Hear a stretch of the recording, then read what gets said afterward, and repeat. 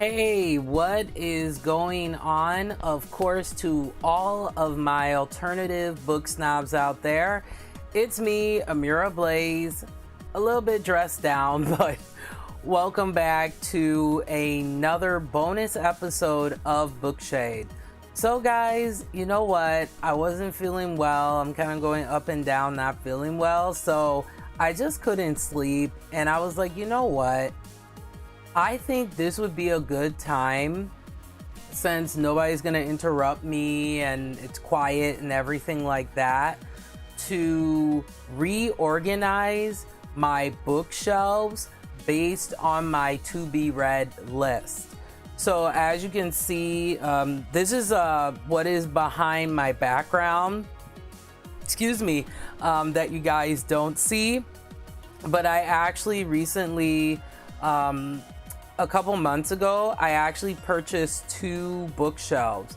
So what I'm going to be doing in part 1, because this is going to take me some time, everything has been cleaned down and everything. So in part 1, which is going on right now, I'm going to be focusing on organizing my to be read for book series, okay? Specifically paranormal romance and horror, like general horror book series on this shelf. So there's 3 levels of the shelf you can see here.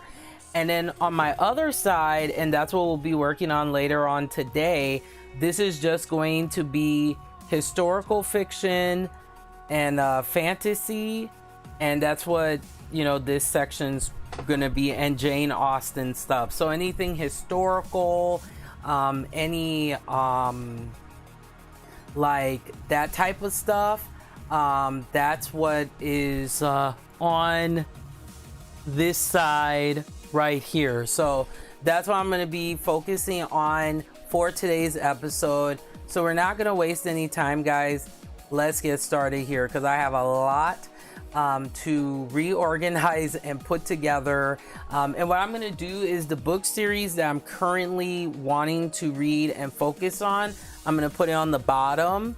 And then the ones that are least important, or, later on in my TBR, as they call it, to be read list, I'm going to put it up top, okay? Before, I thought it would be easier to put them in order or anything. I don't care about that anymore.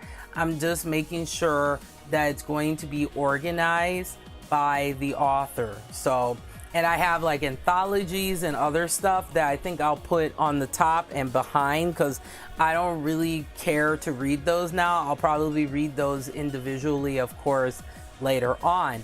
So let's get started here, guys. And I also wanted to show you, all of the books that I have in my collection with the updated new books. And I still have, I have like 3 packages coming of books, guys. Look, there was a good deal going on at Better World Books and some other places, so I just wanted to treat myself a little bit. But what I have realized, guys, really quickly, is that I'm like, I didn't realize I didn't realize how many books I had. And this is not me, guys, like bragging or anything. I really worked hard to put together this book collection, and like 90%, guys, of the books that I have are used. It's very rare I get a new book unless it's on sale, okay? Because I am very frugal, okay?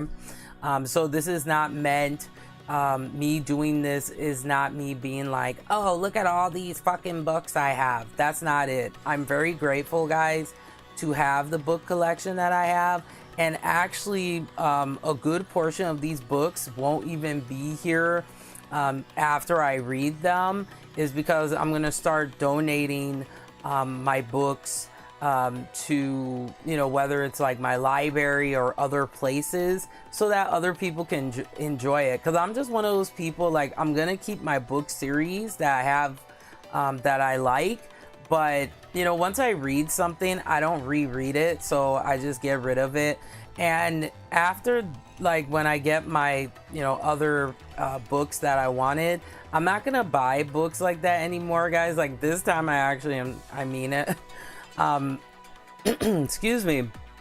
I'm actually not going to, buy books anymore, because I feel like I just, I just don't have the room for it. And then also for me, I'm more of a Kindle kind of person. I use a lot of Kindle Unlimited, and I read, of course, ARCs from time to time. So I'm more switching to becoming an ebook reader than a physical book reader, except for the books that I have. But when it comes to like the Harlequin like books and stuff like that, I'm just going to read those and then donate them, because once I read it, that's it.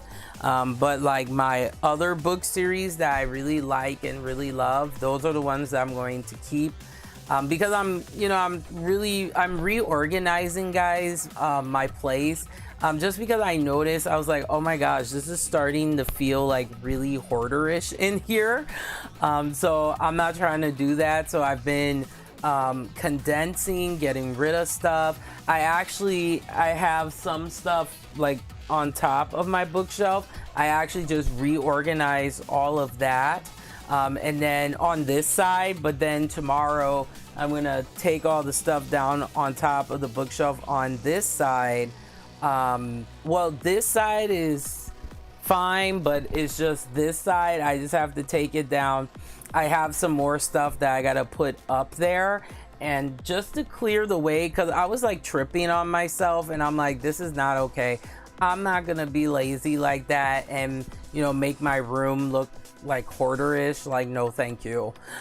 So with all of my brutal honesty, let's waste no time, guys. I'm gonna show you my book collection that I have. This is current with the new books that I just got recently. Okay, so the first book series that I have, and this one, guys, look, I'm gonna have to wait on getting that book from J.R. Ward, the latest release coming out on Tuesday. It's called The Jackal. I just couldn't bring myself, guys, to pay $24 for, it only comes in hardcover, but the Kindle version is cheaper. You can get it for $14, but I just couldn't bring myself to pay $24 for a hardcover book. I'm just like, no thank you. So I'm gonna wait until I find a used copy of it. Hopefully it's cheaper. Okay, so the first book, and this was the book, guys, that I was talking about, very, very important. Oh, hey, we have Tragic. I've never read that book series before. It's just not my cup of tea personally, and it's kind of not, it's not designed for me. So this was the book, guys, that I was talking about in regards. Also, Tragic, I've never read that either. It's totally out of, and this is no offense, but it's totally out of my reading level. But this is, but welcome, guys, to the show. And we got JJ. Hey, welcome. That's the number one question that I get, is people ask me if I have read 50 Shades of Grey, and I actually do have it behind me here. Let me see if I can turn so you guys can like see. I have Outlander. There's the 50 Shades of Grey, and this is my dark romance section here. As you can see, I don't have many because I mean, don't get me wrong, if the dark romance is done correctly, I can appreciate it. But I'm more into romance that is like hopeless romantic, feel-good romance like that. It's just 50 Shades of Grey is, in my opinion, a garbage book series. And the only reason why people care about it is because it got a movie adaptation. But I just personally feel if it never got a movie adaptation, no one would care. That's just me personally. I just don't like it because it really glorifies unhealthy relationships. and I don't like Christian Grey as a character. I mean, he redeems himself in little bits and pieces throughout the trilogy, but he's really an asshole, and I don't like alpha males in my romance books like that. Now, I've made a little bit of an exception is when they kind of understand that, okay, this is a part of my personality, but they actually treat the woman with respect. That I can tolerate, but I'm not really into alpha male romances too much because, number one, it does make men look in a generalized stereotypical way, and I just don't like the asshole guy trope. That just doesn't get me hot and bothered. That's just me personally.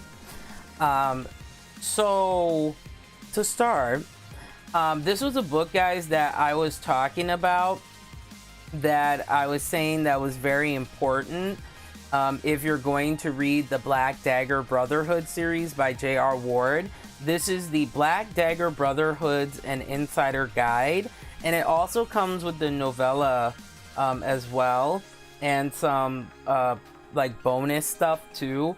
So this is the guide that helps you guys to have a better understanding of the world of Black Dagger Brotherhood. This is a very complex book series, so I would highly suggest to get this. Very important.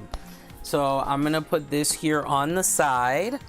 And next, I have most of the J.R. Ward books, for the exception of the first like 3-4 books, because those are really expensive to get. I got them hardcover, and these are all used as well. So this one is, and I'm not putting them in order just because it caused like space problems for me. So I'm just putting it by author. And this is The Thief. So this is later on in the series. So I'm gonna put that. See, I'm still debating if I want to put it up like this. No, I won't have enough room, so I'll put it on the side like that. And I'll put these ones aside here. Okay. Next, I have here, this is, and sorry for coughing, guys. I've been cleaning books like pretty much all day, and it feels like all night too. So I think I might have inhaled a lot of dust. So if I'm coughing, sorry. But I also have The Beast.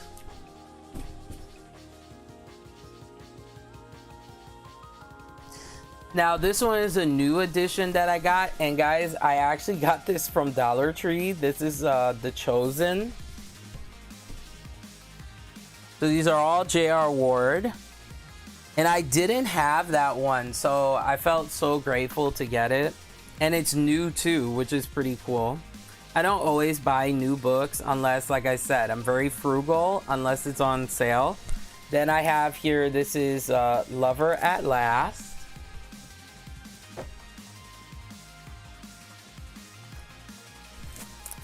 The King. Now, I did do a reorganization like early on, but I wanted to do an updated one, and I'll do this ever so often because every like couple of months or so, guys, I take down my whole book collection just to keep it clean, you know, so I'm not like building all this dust and, you know, making me sneeze all the time. So all right, next we have here these Shadows, and these are some hefty books, man. So I have a feeling these are gonna take some time to read, but it'll be worth it from what I've been told. Some people have told me that the first half of the series is good, and then the later books kind of went rah, but I'll be the judge of that. We'll see. I have Lover Reborn. So let's see if I can I get that one up there? Yeah, I can. Sweet. Okay, perfect. That's perfect. All right, I need as much room as I can. Okay, so then next we have Lover Avenged. So I'm trying to make sure I keep them together. Doing my best here. Okay, so then what I'm gonna do too is the book series that I'm going to be reading later on. I'm going to put them in the back, but the ones I'm currently reading, I'm going to put to the front. That's good, so that way I can just reach it, and when I finish it, I have a section here where I'm going to just put it on the side, so that way I can put it back on my shelf and make everything kind of more orderly now. So then next here I have Lover Mine. That there.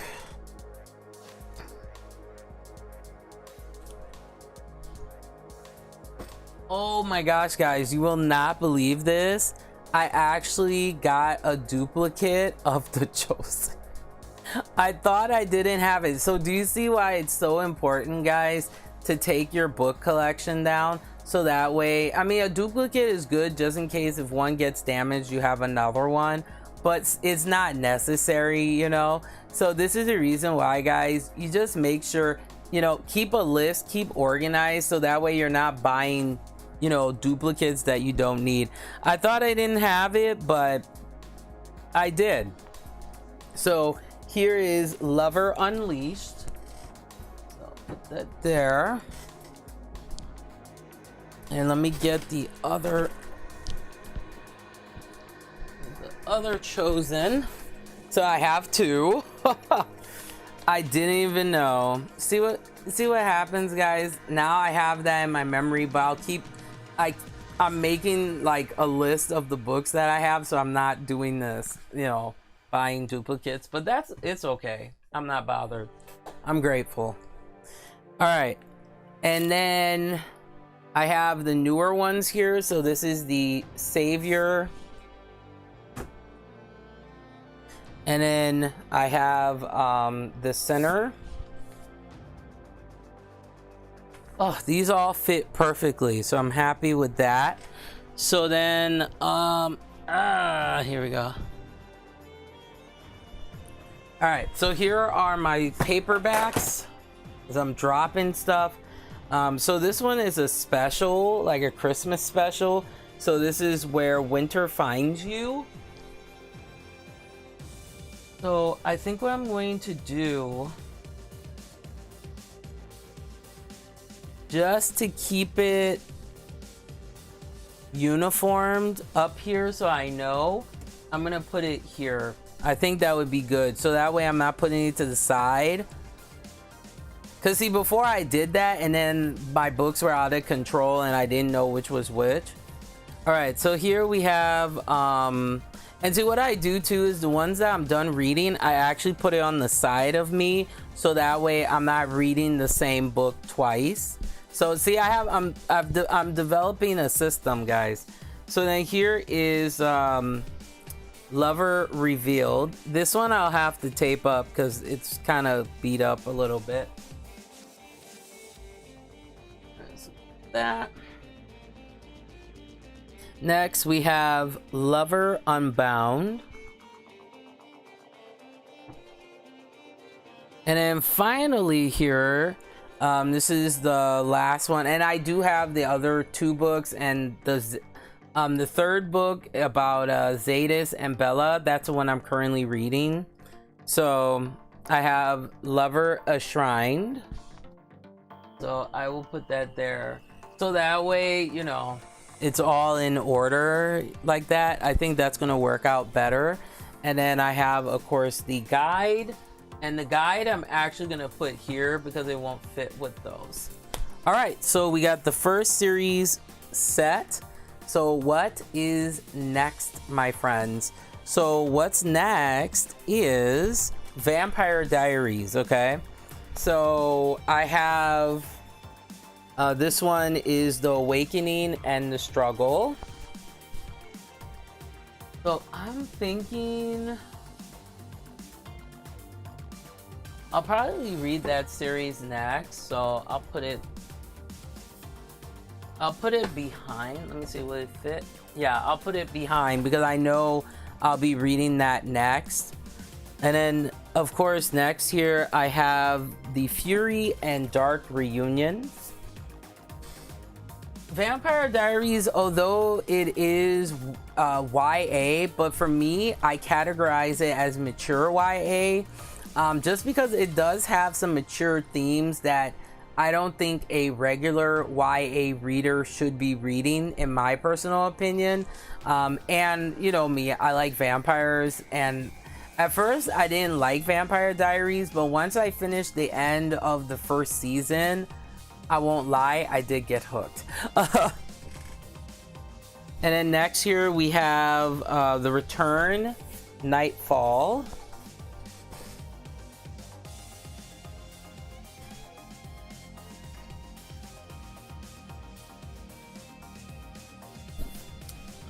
Okay. Actually, you know what? I think it would be smart for me to bring this forward,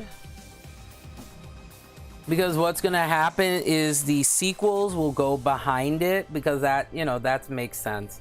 Okay, so then next here we have The Return, Shadow Souls.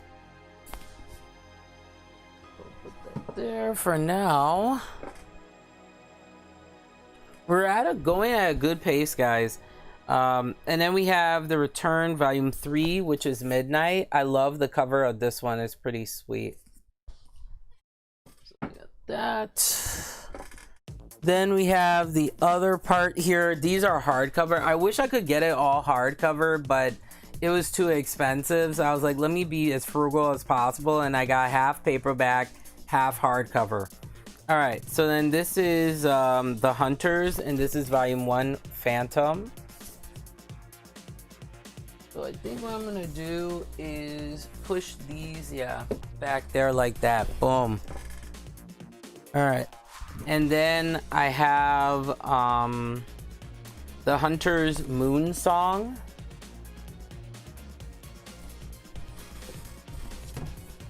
Yeah, I just couldn't sleep, and I was just like, man, I got all these books, and I taped down the ones that were like the covers were kind of rough, and I was like, you know what, I need to really reorganize my bookshelf so it makes damn sense, you know, because I was like, what if, you know, I don't go in that order of my TBR?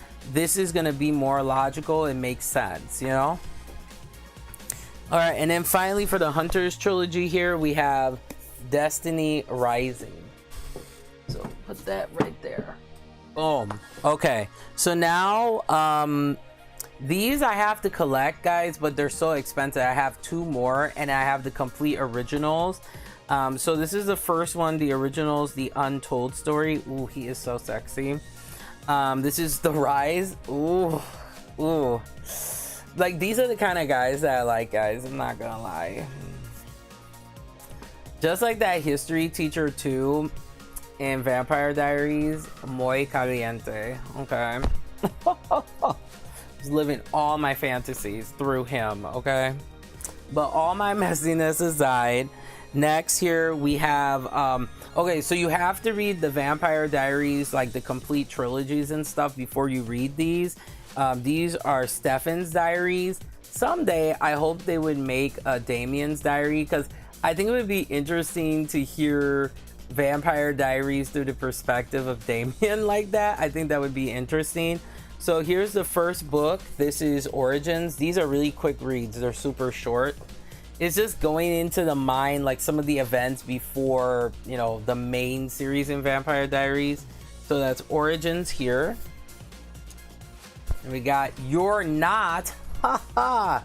Welcome to the show. And apparently I am a hottie. I really appreciate it, my friend. Welcome. I'm just, you know, trying to, you know, keep myself, you know, moving and being organized here.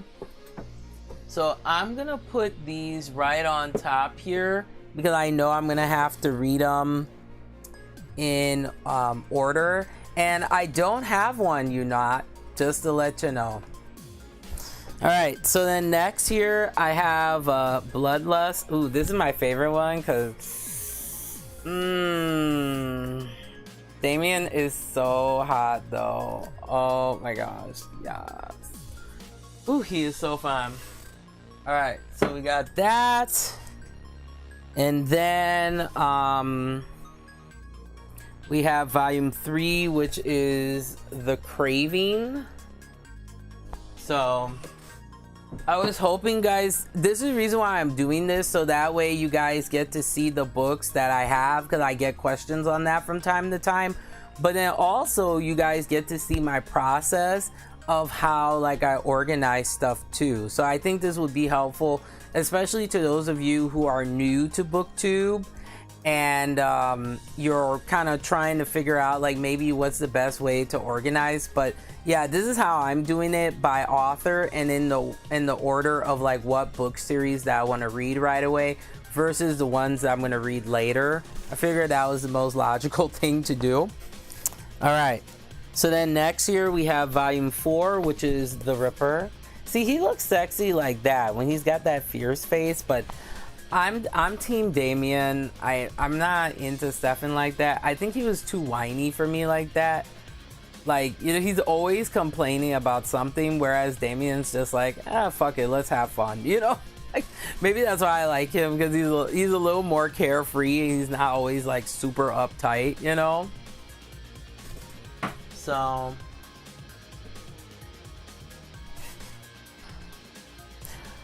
yeah, there are a couple of these, so he's got a lot of thoughts. All right, so we have Stefan's Diaries volume 5. I like this cover too. So this is the Asylum. Good shit. And then some of these books are getting stuck together. That sucks. Okay. And then of course this is my other favorite one with Damien on there. He's so sexy, man. Ah, man, my chances with a man hot like this is probably 0 to none, unless I lost a lot of weight and got like a shit ton of plastic surgery, but that would be expensive. All right, so then this is number 6, which is The Compelled. So I'm excited to read these just to like see how it's like in the perspective of Stefan. Oh, I totally forgot. No, actually this works out. Actually, this is better. Okay, so this is the other trilogy that you have to read as well. This is called the Salvation trilogy. So you have this one. This is the Unseen. So, okay, this is actually working out. I think I'm gonna do it like, yeah, perfect. Okay, and then next here we have volume 2, which is Unspoken. Okay, this actually, guys, fit perfectly. I was not expecting that. All right, and then next here we have Unmask. All right, so this is perfect. Excellent. Okay, so what's next? So I think To Be Smart.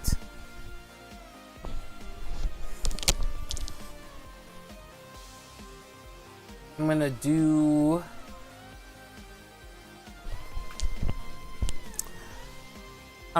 Vampire Academy, because a lot of people have told me to read that because they said it's really, really good. And I'm gonna watch the movie too because I want to know what the big deal is. A lot of critics heavily criticize that movie, so I definitely want to check it out because I want to see what the big deal is. You know, this was during the same time as like Twilight and stuff, and there was that whole like, you know, vampire pop culture phenomenon. It didn't last too long because once Vampire Diaries ended, then like it kind of sizzled down. I think honestly the place that you can watch a lot more like vampire like movies and TV shows is definitely Korean dramas. They have a lot of vampire like Asian dramas and stuff like that, and movies. And also in Europe as well, guys. Like, for example, the BBC, it wasn't too long ago, they had a vampire TV show, and it apparently was really, really good as well. So that seems to be the place where you can get that continuation of the vampire culture like phenomenon. As I have something in my eye. Okay. All right, guys. So yeah, I'm gonna put forth Vampire Academy because it's not as big as the Stooky Stackhouse series, because that series is massive, and I don't know. I do want to read that next though, but I think I'm gonna get through the mature YA stuff before we get into the more. I mean, I'll still read adult and smut like romance books and stuff, because primarily most of my collection is romance, because I'm a hopeless romantic, but I just love romance. It's interesting to read, and also I like historical fiction, and sometimes I like autobiographies, but it depends, you know, how it's written. But yeah, let me get yeah, this would fit perfectly. All right. So then next here, guys, I have oh, I almost forgot to put the originals, The Rise. So you have to read all the way through chronologically Vampire Diaries before you read these, because the originals is I think it's like a spin-off series, and I think it talks about it's like based on Vampire Diaries, but it's completely different from Vampire Diaries. There's some correlations, but not completely. All right, so this, I think I'm just gonna put up top. Oh no, I'll put it behind here. Okay, that fits perfectly. Perfect. Okay, so now I have Vampire Academy. I was able to get the complete set, which I was happy about, because I heard this is a good book series apparently, and we got Dust with swag. Now, welcome to the program here. Welcome to me cleaning and being boring as fuck. I'm not really exciting, guys. I'm pretty boring, so that's probably why I don't have a lot of friends, you know? But I digress. So this is the first book. Vampire Academy is done by... Oh, hey, thanks, Dust, for the follow. I appreciate it. And that is, we got Holy. Hey, what's up? Welcome to the program. And Holy says, nah, you're swag as fuck. Well, you know what? I'll take any compliment I can get. Thank you so much, Holy, for the follow. You guys have some interesting, like, names and shit. I appreciate it. Okay. And there is, guys, you will not believe it though, they do have dark romances. So yeah, dark romances, they're very popular. So they have like storylines like that where it's like the crazy husband, the crazy girlfriend, like that kind of stuff. But that's not my type of thing. I like the nice guy. Okay, but I digress. So this is the first book, guys. Vampire Academy is written by Rochelle Mead. Okay, so, and this series is more well respected than Twilight, actually, which I was surprised. But of course, you know, people love to debate when it comes to the fandom. So here's the first book. So this is Vampire Academy. I love the covers on these. They're not too bad. So this, I am going to... Yeah, I'm gonna push this back because I know there's another series that I want to read before that. And then, oh hey, we have Request. Very funny. Thanks so much for the follow, my friend. And Request is acting like Razor Ramon, in case you guys are pro wrestling fans. That's some classic pro wrestling there. Like, hey, yo. And Dust is asking, do I like the manga? Yes, I do like manga. I tend to lean a little bit more towards the manhwas, which are manga that comes from South Korea.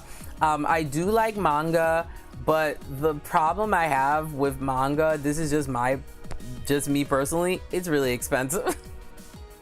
I mean, if it's a popular series, like, you really gonna pay for it. But the reason why I like webtoons is, you know, you can read them right away. They update it, you know, ever so often. So like there's this webtoon that I'm reading right now. It's called True Beauty, and that one's updated every Wednesday, and like when they say every Wednesday they mean it, and it's so good. And I don't have to buy like a freaking, nothing wrong with that, but you know, you gotta think about space, you know, when it comes to, you know, building your space for your books and stuff. And some manga series, man, like, you know, there's one that I like. It's called Hellsing. Hellsing is really good, but like, I mean, it's big, not that big, but damn, you know. Or Vampire Knight. I like Vampire Knight is a good one. That one's a little bit shorter.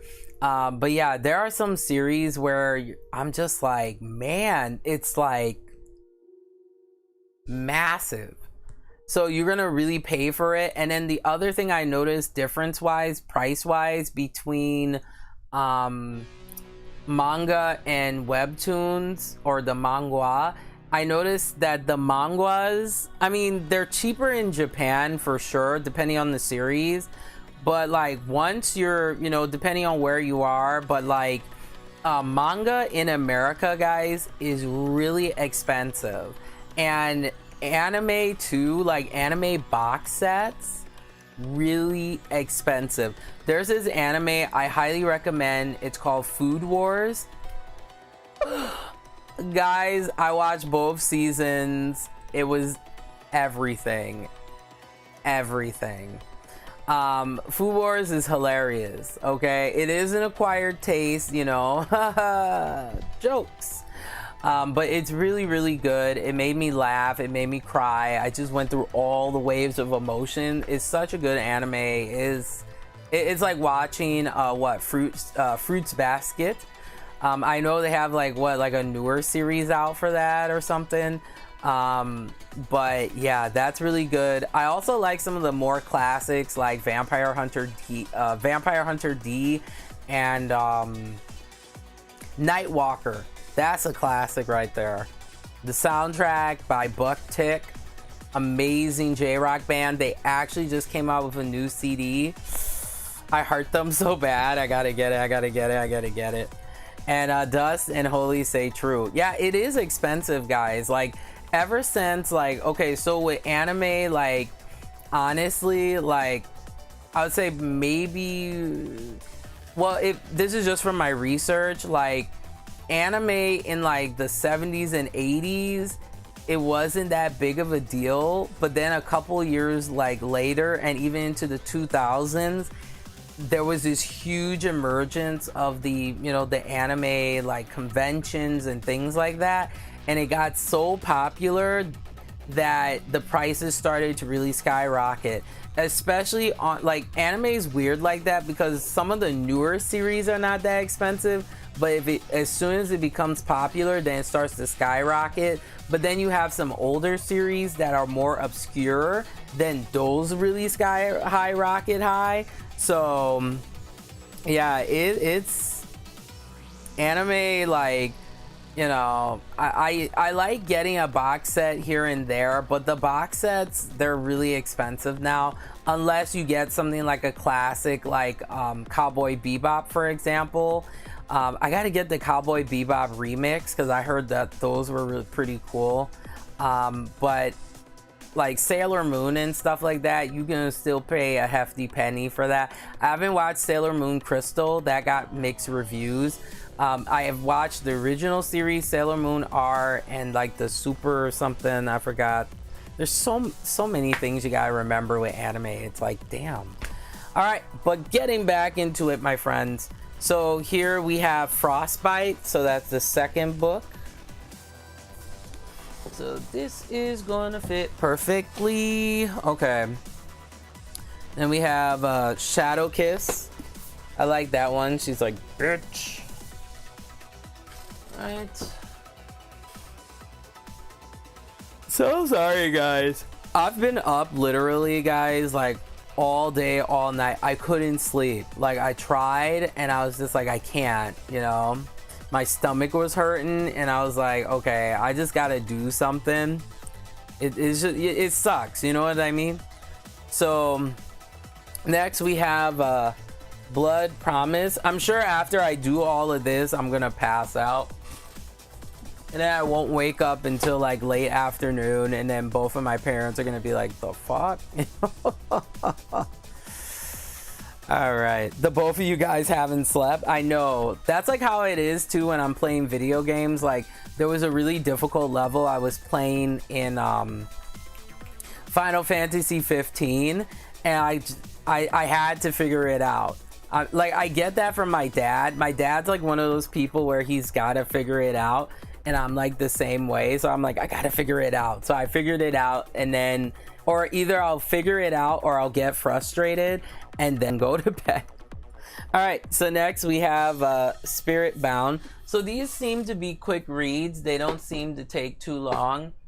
And I'm also someone who I like to get the book and then I'll listen to the audio book. It just helps me to kind of retain it better. That's just how I am.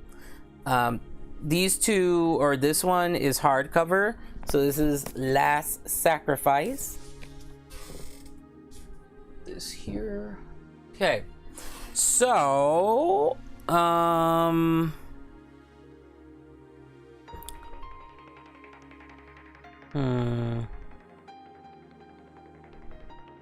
you know, actually,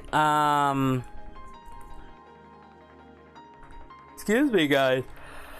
I should put the Bloodline spin-off series first behind it, then okay. So, see, that's what happens, guys. Sometimes you think you've got it, and then you have to like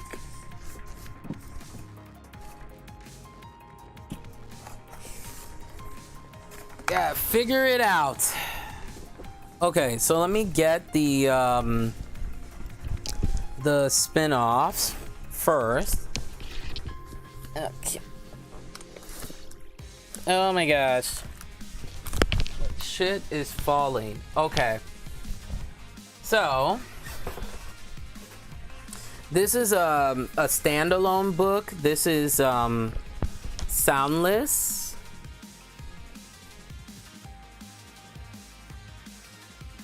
So this one looks cool. So it's about this woman here, and she's deaf, and she lives in a village where no one has hearing, but they're able to communicate.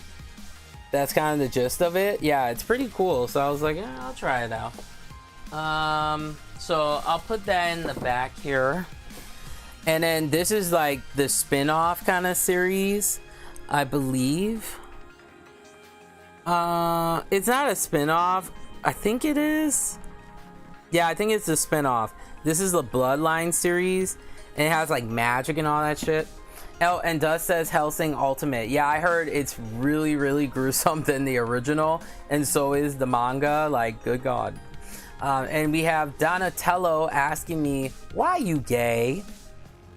You know, that's an ignorant question. No, I'm not gonna be an asshole to you. I'm a Christian person, so I will treat rudeness with kindness, okay? So for your information, I wouldn't say something like that because number one, it's rude. And then number two, I've already addressed this on the show, but I am a straight woman. I'm a cisgendered woman. I just have a deep voice. It's normal. So, I mean, thanks for, you know, coming to the show. Thanks for, you know, giving me a, you know, some attention and a view. I appreciate that, but I'm not gonna fight rudeness with rudeness. I mean, there's nothing wrong with, to me, this is just my opinion. There are some, you know, gay people are cool in my opinion. Some people disagree with that. That's your viewpoint. But I have a lot of friends that are in the LGBTQIA community, and they're very nice, kind, decent people. So, I mean, that kind of question is kind of rude. And I would let you know that if you said that in public, people would be like, really?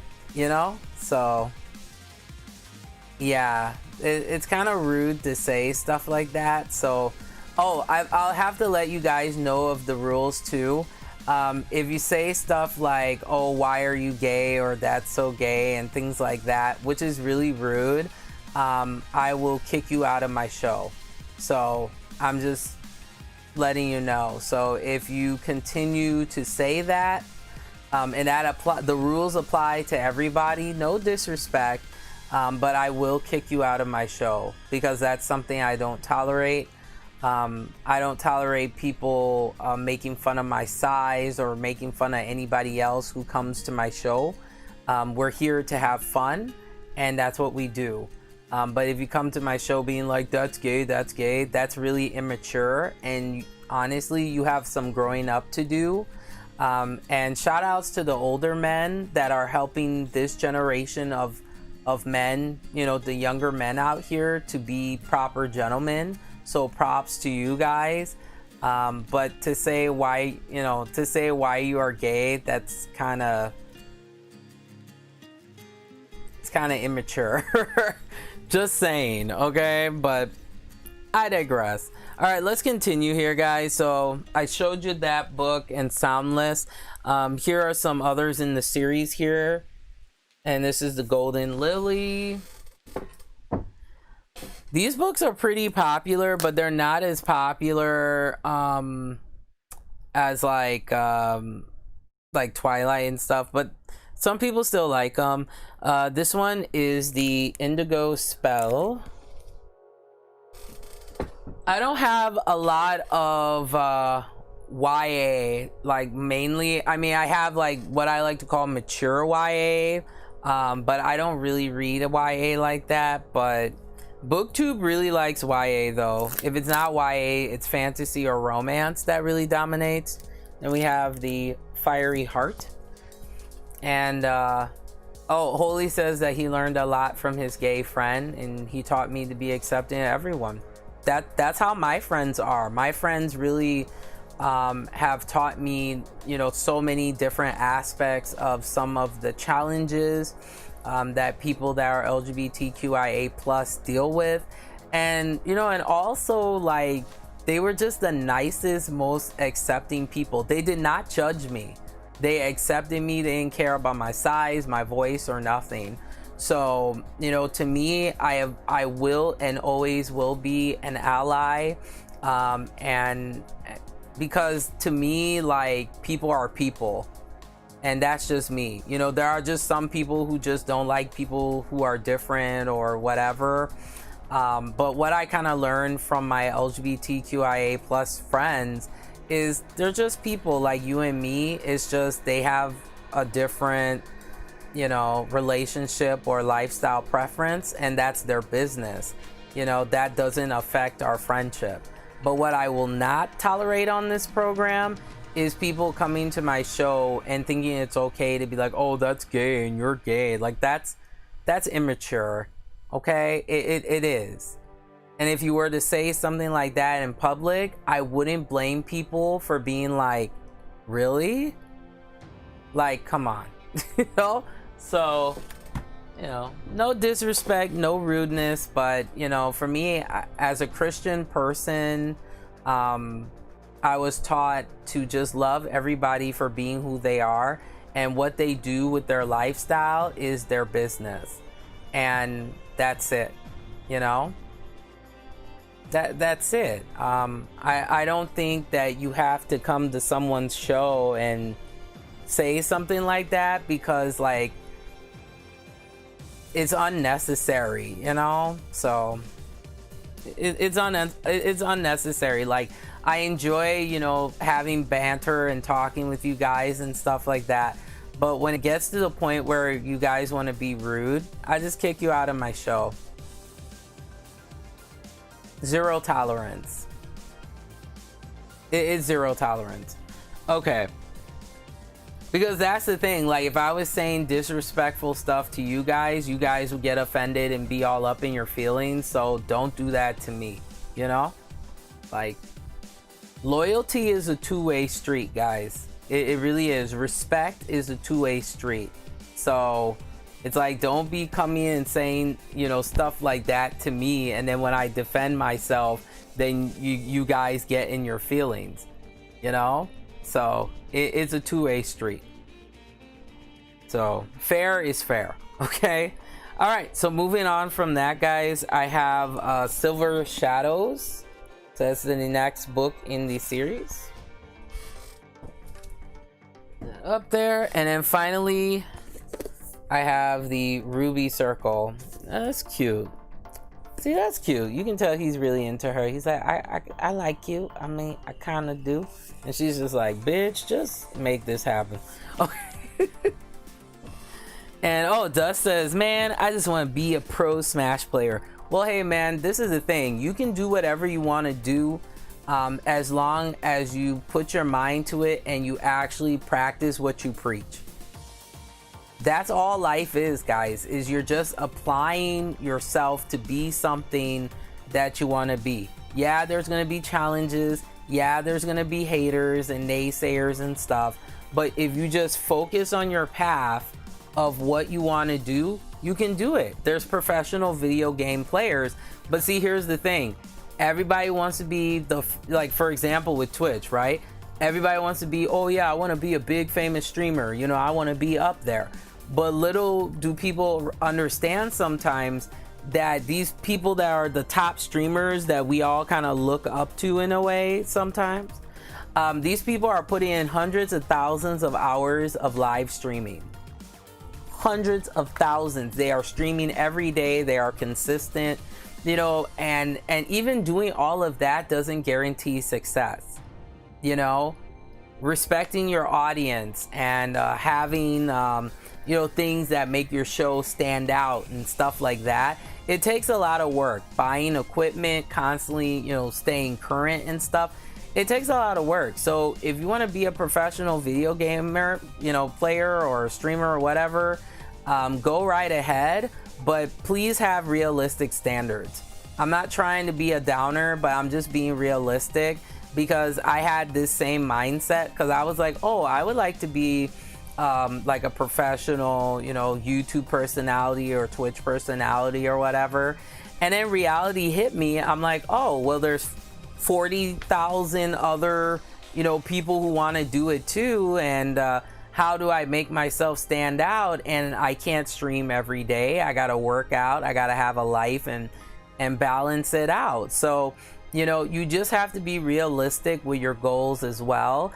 And then here's the other thing, whether you're doing Twitch or YouTube, you got to have friends that are more successful than you, and you network, and, you know, and it's a tough thing. So, and if you want to be a professional video gamer, like if you want to do esports, Counter-Strike, that kind of stuff, you know, Street Fighter, Tekken, you're gonna have to devote. It is a lifestyle.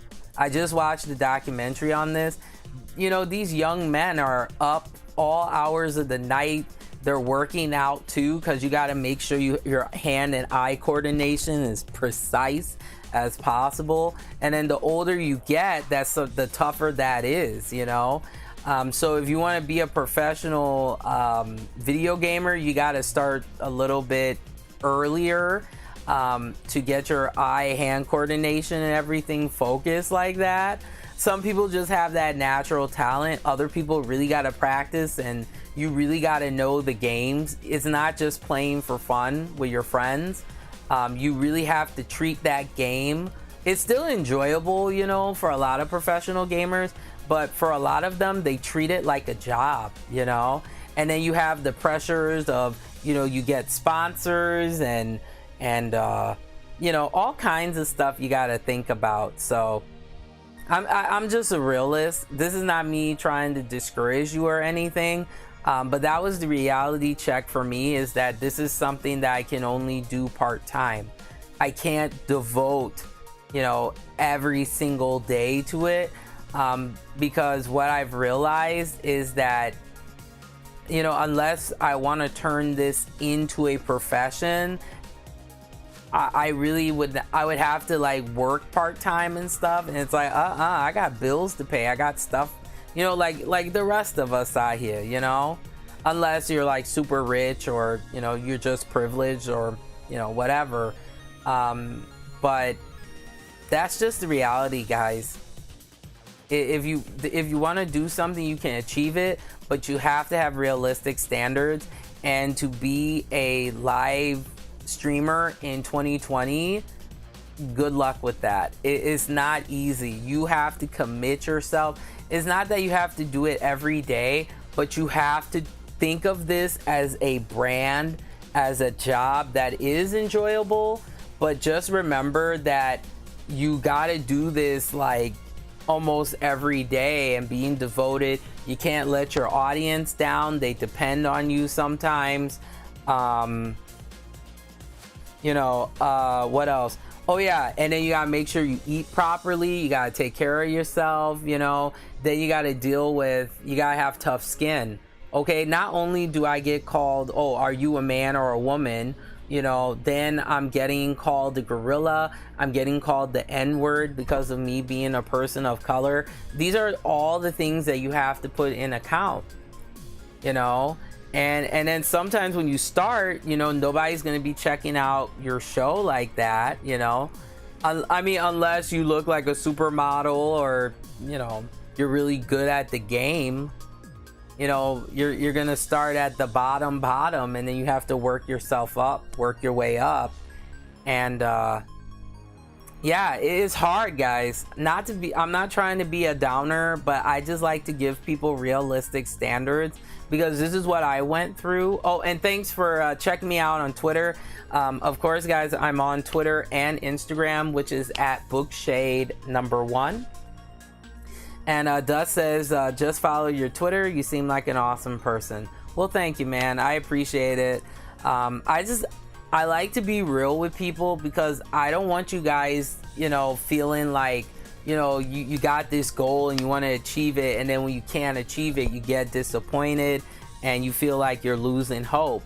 You know, so always have realistic standards, guys. Always make sure you have a backup plan and another backup plan. Yes, life is unpredictable and shit happens, but when it comes to being like a professional gamer or a live streamer or something, it's really unpredictable. Okay, of all the you know, the Twitch streamers and YouTube streamers, personalities and all that, only this many really make it, guys, where it's like a full-time job and they don't have to, you know, work outside. Okay, the rest of us, okay, you know, this much or more, you know, some of us are going to college, some of us have jobs outside of it. So the days of being a full-time Twitch streamer personality, I hate to say it, but those days are over. It's too oversaturated now. Unless you do something that's like really original and extravagant, your chances are like this, man. So just make sure you have a backup plan. You know, if you're good at playing video games, that's awesome, but just remember, it's going to turn into a job. And there might be some times where you're like, I don't feel like playing, but you have to, because your audience demands it. Okay, they want for you to play Smash. They want for you to play whatever game you play. Like for me, I play Otome games on here. So those are like romance games. But just make sure you have a backup plan. Please be smart, okay? Like for me, I have a backup plan, you know, but I don't do this full time. I do it part time. And I do it more on a hobbyist level. So, and Dust asked me, or Dust says, people always ask me when's the next stream. Yeah, your audience, sometimes your audience members, there are some of them, they will live, eat, breathe, and sleep your show. And then when you are not there, they're going to be pissed. You know, so these are some of the things that you have to weigh, you know. And then sometimes, man, the streamer life, hashtag real shit streamer life, is tough, because like you can't really see your friends anymore, because it's like, oh, you know, or you gotta try to schedule it around, you know. But it's tough because you gotta be like, people stream for what, like 8 hours, 6 to 8 hours. Like, that's fucking crazy. You know, like for me, if I do a longer stream, that's because like I'm off of work or it's like a free day or something for me. But I had to have realistic standards. I was like, yeah, I need to work out, take care of my health. You know, I got other shit to do. I still love doing this, and you guys mean a lot to me, and you guys know that. But you know, you have a life outside of streaming, so you always have to remember that, and it's hard because your audience demands your attention, but then your friends, maybe your girlfriend, boyfriend, you know, whatever, you know, demands that same attention. And you know, streamer life can be lonely, guys, so just remember that. And then you also have to deal with, the bigger you get, the more people get salty. The bigger you get, the more people demand like so much out of you. Okay, and guys, here's the thing, I'm not even a big show. I mean, hopefully, who knows, someday that could happen, but you know, I mean, you know, I'm already dealing with, well, maybe it's just because I'm female, but like I'm already dealing with, sometimes people are like, oh, why don't you look like so and so, you should dress like this, show your boobs, like, you know, all this fuck shit. That's what I call it.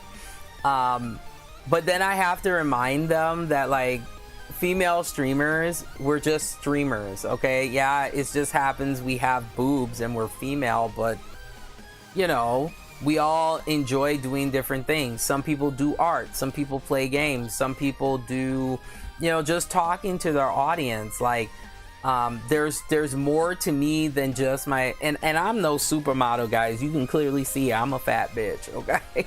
All jokes aside, but like, just keeping it real, guys. Like, there, you know, there's so many demands. Like, you know, sometimes I'll get like, oh, that's so easy, all you do is you sit in front of a fucking camera. It's like, bitch, you haven't seen all the other shit that I had to do before I turned on this damn camera. You know, I gotta make sure my makeup's right, because if I don't, then people are calling me a clown and shit, telling me I look like a monster and shit.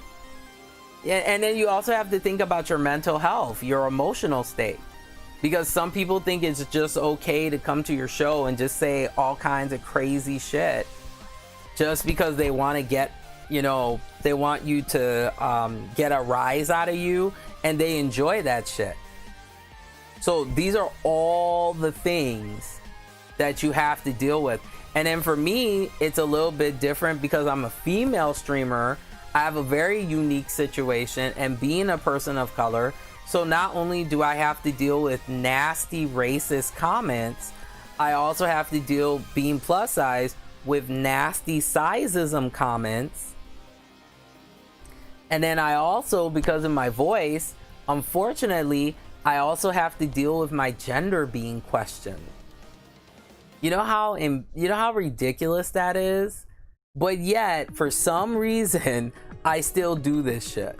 And it's because I love it, you know? And because I'm a female streamer, I also have to deal with, oh, well, you're a woman, so, you know, you don't know anything about video games, you don't know. And I have to defend myself and prove myself like almost all the time. And it really sucks. And that's why it's like I always have to be on my A game when I do this, you know? And I know I'm making it sound like it's a bigger deal than what it is, you know, but that's the reality, guys. I gotta deal with people being like, oh, you probably don't know shit. And it's like, oh, I don't know anything about, like, for example, JRPGs, Japanese role-playing games. And I was just like, oh, I don't know shit, but I just recently played Ground Lancer. That's a really hard TRPG, tactical RPG. And then those people are like, oh, you know your shit. And it's like, yeah, don't judge a book by its cover. All due respect. You know, just because someone may not look like, you know, the gamer, you know, what people would think of a gamer, that doesn't mean that they don't have the knowledge. So don't judge a book by its cover. But see, here's the thing, people gonna judge regardless when you do this. So all you can do is just be yourself and ignore the haterade. And Dust says, damn, I respect you, because I keep it real. See, I'm very transparent when it comes to keeping it real, because I would rather keep it real so that you guys know the real, like, what really goes down when you do this, versus being like, oh yeah, here's some tips and tricks, guys, and good luck to you. That's the easy thing. You get the equipment. It's not that hard to set this shit up, you know? But what the tough part is making sure your mental health state is in check. You know, making sure that you're working out so that you look healthy, that you look like you give a damn about yourself, you know? And then for me, you know, ignoring racist comments. And I'm not gonna sit here and lie, I'm human. It does hurt when I get called the N-word. It does hurt when people call me a gorilla. But I brush it off because I just don't want to give them that power exchange, for them to feel like they have this jurisdiction to come in my show and just call me whatever. So if you're gonna do this, whatever you want to do, guys, just remember your purpose and remember why you do it. Like, stay strong and do what you need to do, and be professional and be decent. And who knows, over time you can become really successful, you know. But a lot of times people will tell me like, oh, there's all these assholes and they're successful. Is because they're really damn talented and people need them. Okay, remember that. If you see some assholes that are, you know, jerks that are really, you know, doing well at this, it's because they're very good at it, or they have something that really compels people to really like them, so they are an exception to the rule. But those rules will not apply to you.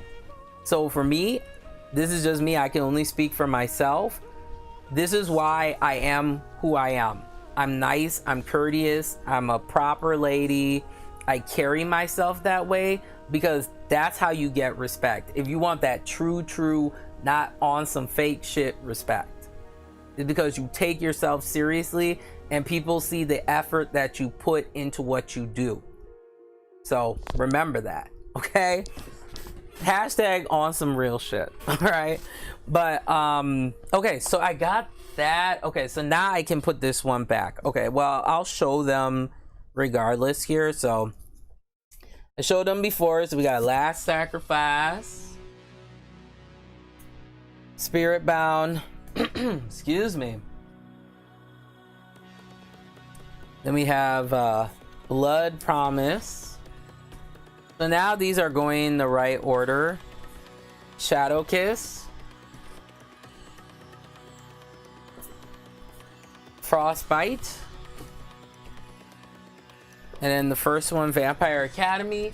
And I was really fortunate, guys, when I bought this set. It actually, and I would suggest getting this too. This is Vampire Academy, the Ultimate Guide.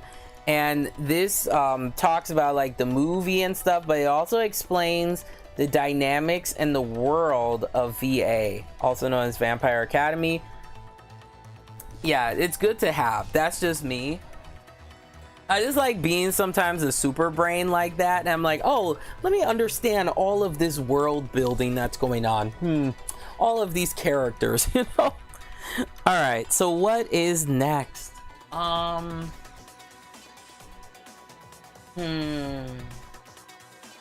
Well, I should put... Ooh, excuse me, guys. See, now I'm getting tired. When I get mad now, I'm just like, all that energy, I'm just like, oh. Okay. That's just what comes with getting older, guys. You get tired quicker, you know? And you also know when you're getting older is when you're looking forward to wearing long basketball socks and rubbing your feet down with some Vicks Vapor Rub. Okay, maybe that's just me, but oh my gosh. All right, so next, I know,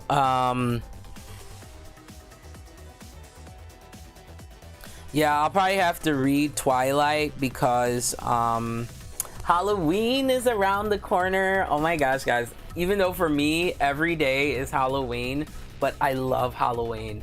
My parents still don't understand it. They're just like, Amira, why do you like Halloween so dang much, you know?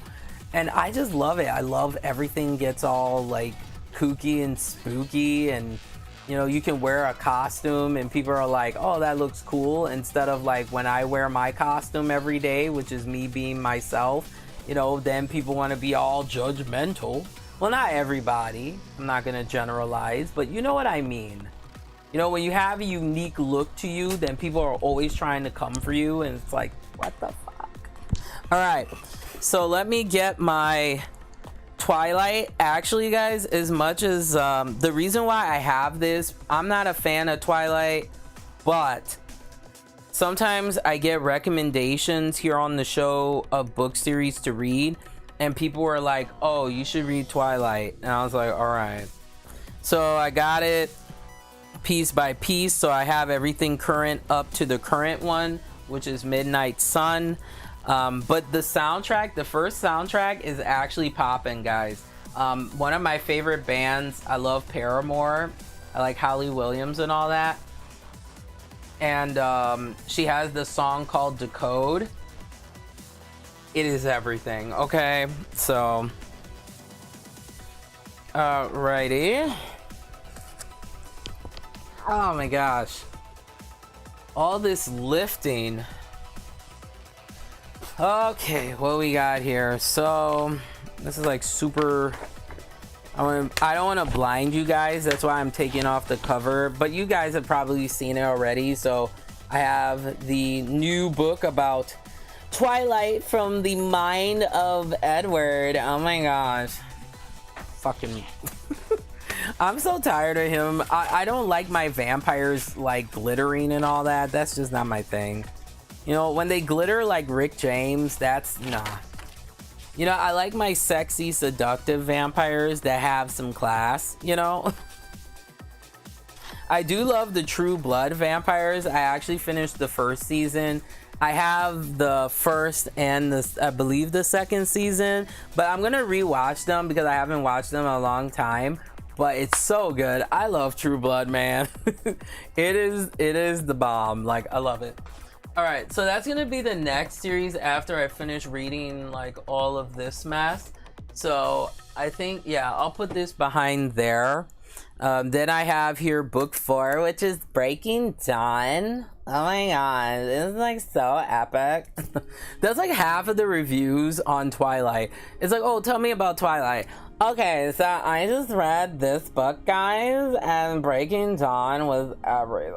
Like, Edward, and like, I'm like Team Edward, and then I'm like Team Jacob because he's like a werewolf hybrid. Oh my gosh. Alright. Now the Twilight fans are gonna come for me.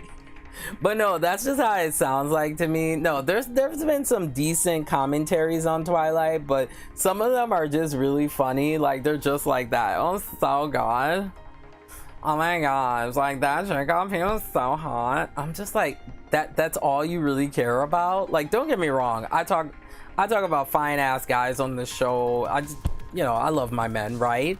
But like, when I'm reading a book, I need some plot development and not just, you know, read a hefty book like this of all BS. You know what I mean? It's ridiculous. So that's Breaking Dawn. Ooh, this is working out perfect, my friends. Okay. Oh, these are all like sticking together. What the heck? All right, so the next one here is Eclipse.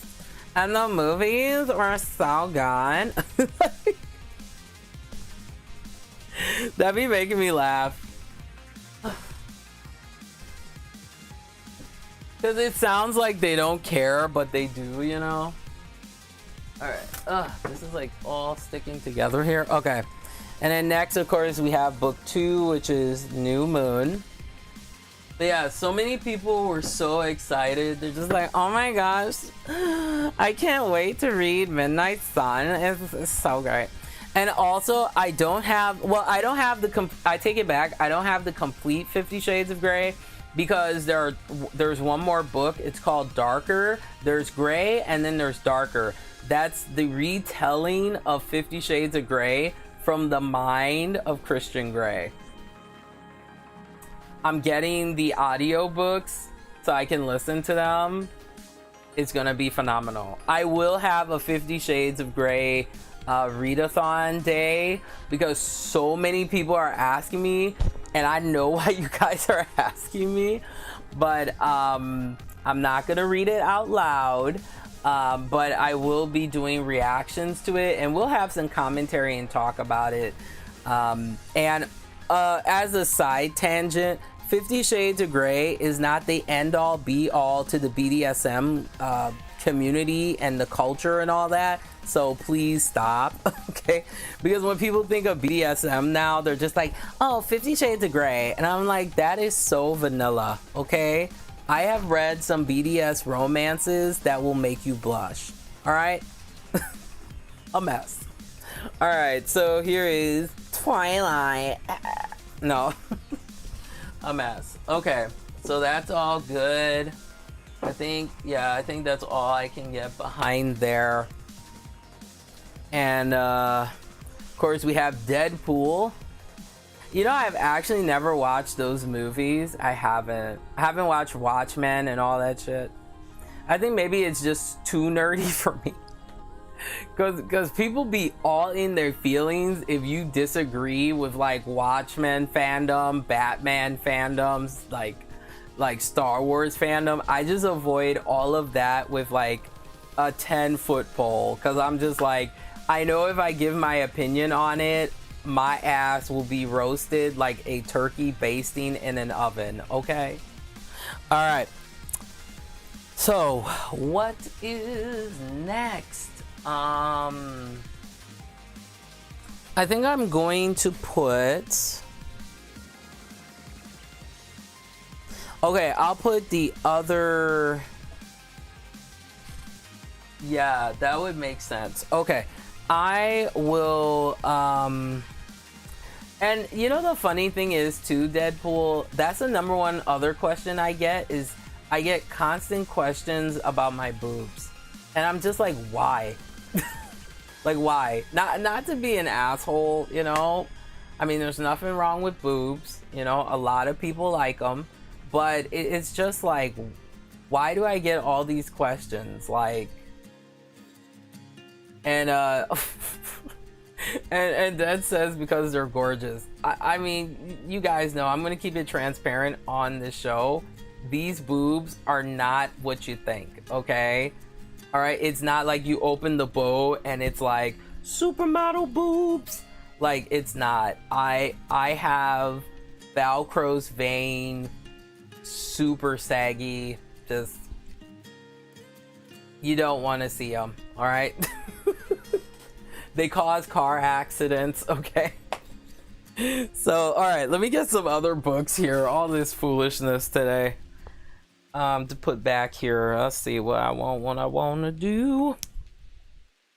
Okay, this would make sense. Excellent. And that says, trust me, we like it this way. Man, bullshit. See, the thing, I don't believe what some men tell me anymore, because a lot of times guys be like, oh yeah, I have no problems with saggy breasts. I'd be all up in there, you know. Fuck out of here.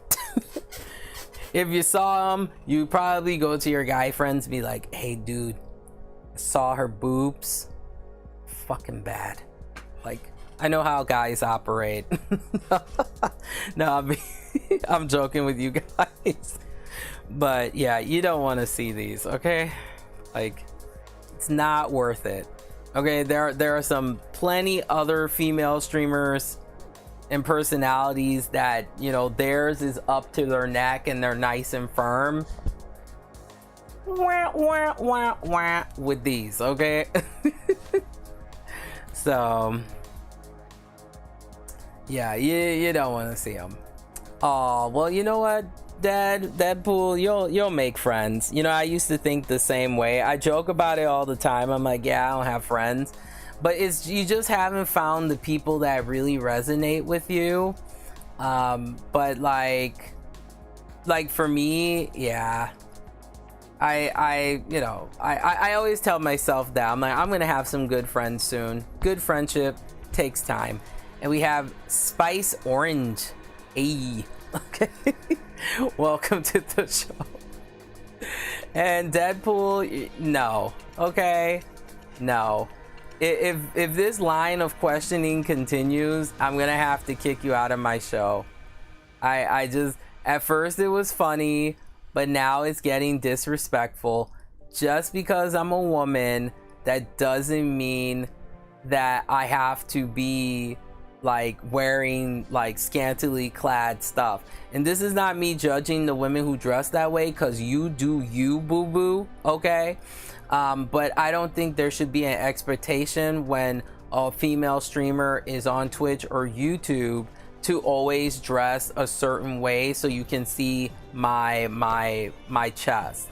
No disrespect to you, I get it. Guys are very visual, and you know, some guys are ass men, some guys are boob men, some guys don't give a shit. they just like what they like. But it's just a respect thing. You know, it's like, I'm not gonna go to guys and, or, you know, it's just like how, oh, that's a good analogy. This is something that guys get really pissed off about, and I'm talking like adults, grown men, right? A lot of guys get pissed off when women judge their dick size, right? And being like, oh, you know, like, oh, like, you know, some ladies, you know, ladies, we talk, we kiki, right? And what's the worst thing like you could say is, you know, the worst thing that you could say is be like, oh yeah, I was hanging out with that guy and his, you know, his dick size was like not it, you know? So yeah, so you know, you don't want to do that. That's not appropriate, and it's not good, you know? So it's the same thing with me. You don't come to my show, and actually, Deadpool, you should know better. You should know better. You know, you don't come to someone's show and say something like that. So I'm just saying, it's just not, it's not appropriate. So, you know, it's very immature. Yeah, it's very immature. So, you know, learn to be a decent adult. And people think this is funny, but if I was saying stuff like that about men, you know, you guys would have a problem with that. If I was, you know, criticizing your you know, your, and I'm talking grown men, grown ass men, if I was criticizing your dick size or something like that, you know, then you guys, you men would be all in your feelings. So don't do that to fucking women. In all due respect, it's not funny. So, you know, so with that, I'm gonna kick you out of my show, Deadpool. I'm sorry. Fucking immature. And you're an adult, and you should know better. You know, you should know better. But yeah, that's the thing. Like, guys, like, I'm not saying all guys, because shout outs to the guys out there that are actually gentlemen and you guys carry yourselves well, you know. But if women were going around and saying the same thing, like, oh, you know, and that happens, to be fair to men, and say like, oh, well, men should dress a certain way, men should look this way, they should smell good like this, and they should, you know, they should have a certain dick size and blah blah blah blah blah, then it would be a problem. Then guys would get outraged, you know, it would be seen as disrespectful. But it's okay for some men to come to my show and other women's shows and say, oh no, you should, you know, you should be more provocative, you know, show your boobs and all this stuff. It's so immature. Real grown ass men don't say anything like that. If they want a woman, they know how to conduct themselves to have a decent woman. Like, that's the bottom line. You know why? Because Stone Cold said so. Okay? It's ridiculous. And Spice has a good point. Spice says, if men started getting catcalled, and welcome to the show, of course. If men started getting catcalled, they would have something to say about it. Exactly. Like, and I'm talking once again, adult men. If I, let's say it was me and a couple of my, lady friends, girlfriends, and, women talk and stuff. And I even tell my friends that, where they're just like, oh, I was hanging out with that guy and he was not packing. And I'd be like, you know what? Please. Okay, that's rude. That's just me. But if it happens to men, then men get mad and they're like, oh, this is outrageous. And these women are bitches and blah, blah, blah, blah, blah. So don't do it to us. Women don't like to be told, oh, show your boobs and all that. It's very immature. It is. No, you're not. You're not sorry. Because if you were sorry, you would conduct yourself like how a gentleman is supposed to conduct himself when he is around women who are proper. And women in general, period. Because everybody is raised differently. But I just think that's ridiculous. You come to someone's show and be like, oh, show your boobs. You wouldn't go to you wouldn't go to a guy show and be like, oh man, you're not muscular enough. You wouldn't do that. So don't think it's okay to come to women's show and objectify women like that. Because just like what Spice said, if the same thing was being told if the same thing was being told to men would have a problem with it.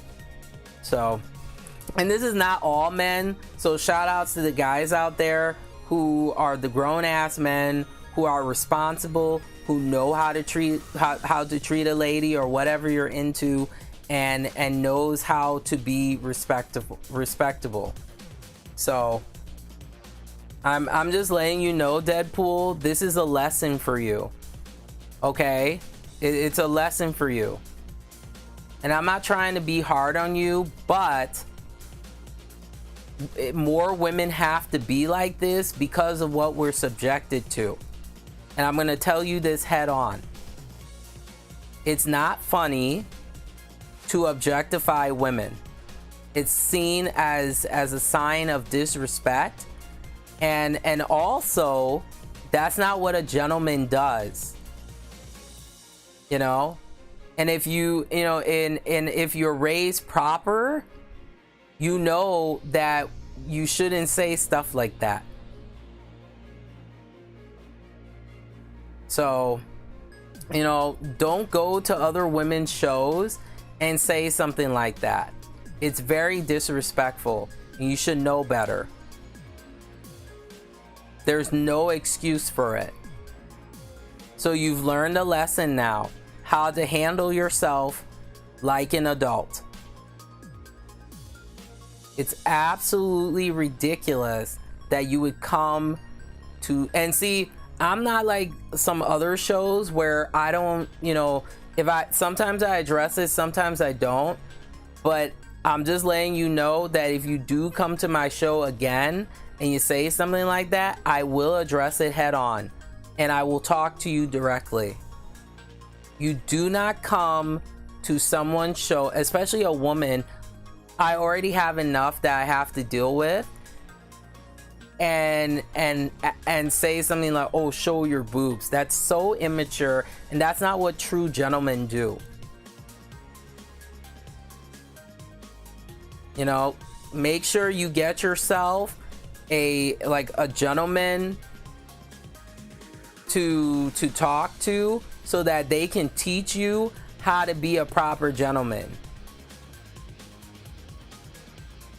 And then you guys, and it's not all men, because I'm not going to put all men in the same category, because that's not fair, but it's guys like you, okay, that make it difficult for other guys who are carrying themselves decently. Because this is why some women think all men are dicks, all men are jerks. Is because of guys like you. And many others, unfortunately. So there's no excuse.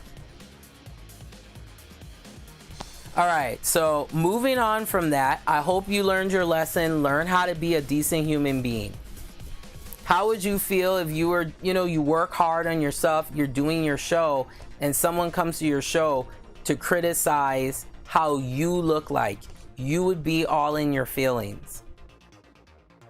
And just because I'm a woman, that doesn't mean I have to dress like some of the women that you guys see on, these reality shows and stuff like that.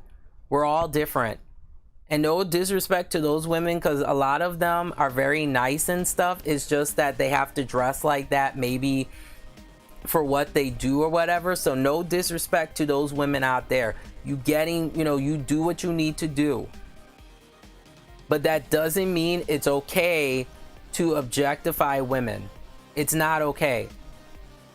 It's just like how men don't like to be objectified, women don't like to be objectified either. I carry myself like a proper lady. I joke around and I have fun and stuff, but what I do not tolerate is when men like you come to my show and tell me how I'm supposed to look like or how I'm supposed to be. Okay, you go to those shows with those women who dress like that. You clearly see I don't dress like that. Just because I'm showing here, not even anything, that doesn't mean that I'm some kind of like slut or something, because that's what you were implying. So I'm sorry, but as a gentleman, you need to grow up and learn. It's not okay. It's not funny. If you think it's funny, go to those supermodel shows and do that. But when you come to my show, especially as a man, you should act like one. Get yourself a good gentleman mentor who can help you to be a better man. Because there's no excuse at all. Okay, so guys, sorry about that I have to literally stop my show to give a lesson and I'm not even a man, but I had to do it because I'm not the type to you come to my show and disrespect me. This is a very positive show where, and this is a show for adults. Everyone that is an adult is included here on this program. How dare you ask me, show my boobs, like I'm some kind of dumb slut or something like that. But see, if men are treated the same way, then you guys get in your feelings and talking about, these bitches should be, these bitches shouldn't be doing A, B, and C, talking like that to me. So don't do it to me. Do I look like the type that carries myself like that? And this is not me judging no woman, okay? But to the ladies out there, you know exactly what I'm talking about. You see me looking like this, I'm clearly not someone that's, I'm dumb, like I'm some dumb slut or something. I'm a real woman. That's what you're dealing with right now. So learn how to be a gentleman. Learn how to carry, because there's guys out here right now, okay? Excuse me here, guys. Let me talk for a second, because something is telling me I need to say this. There are guys out here right now during this pandemic, okay, real men out here. They're not coming to people's shows and saying what you said. They're starting businesses. They're helping other men to be gentlemen. Not only how to treat a woman properly, just to treat human decency. That's what you should be taking your time and focusing on. There's nothing wrong. I have a sense of humor. I joke around. I say dumb shit. But I would never say something that, and I'm not perfect, I'm human. But I would never say something like that to a man. A grown ass man. I would never. Learn how to have respect. See, that's the problem sometimes in this society, is that sometimes people think it's okay that if someone is beneath them, that they could talk to them whatever kind of way. But see, what you learned today is that not everybody puts up with that. And I am definitely not the type to put up with that. So I know you probably meant no harm by it. You were just trying to be funny, but I just want to let you know, in all due respect, I'm sure you're a very nice guy, but I just want to let you know the consequences of saying something like that. Let's say you were to say that to a woman in public, right? You know what would happen? Other women, if there are other women around, they'd be like, wow, this not, what kind of man would say something that's so disrespectful? And then the other gentleman, if you said this in public, would probably be like, man, why are you trying to make that makes us all look bad, man. You know that, bro. You know? It's sad. It's sad that some men act like this. So to the older men out there, because you know I can't teach these men, right? To the older men out here, please be mentors to men like this so that they know how to handle themselves. Learn how to respect a woman properly, open doors, help the elderly, do the right thing. I'm imploring to the older men out here who are you know, men that are mentors. Please help these men out here, because some of them don't know how to behave. Some of them don't, and a lot of them do. So to the men out here that you guys come to my show and you treat me well and you know how to conduct yourself, thank you. But to some of you who want to be disrespectful, I'm just letting you know that that's not cool. Just because you see it on a reality TV show, that doesn't mean you have to do that. Learn how to carry yourself properly. So, I'm not trying to put you on the spot, Deadpool. I'm not trying to be nasty to you, but put yourself in my position. As a woman doing this thing right here, every single day, the only thing people care about is my appearance, not by what comes out of my mouth, because I look a certain way and I have to maintain this appearance, because if I don't, I get called a dumb bitch, I get called a slut when I stand up for myself. And do I carry myself that way? As you can see, I certainly don't. So let this be a lesson to you. Do not come to a woman's show or a man's show and be disrespectful like that, because that's not on me. That's a reflection on you, and you don't want that. And then let's say you want to have your own program, or you know, or maybe you want to do something. You never know.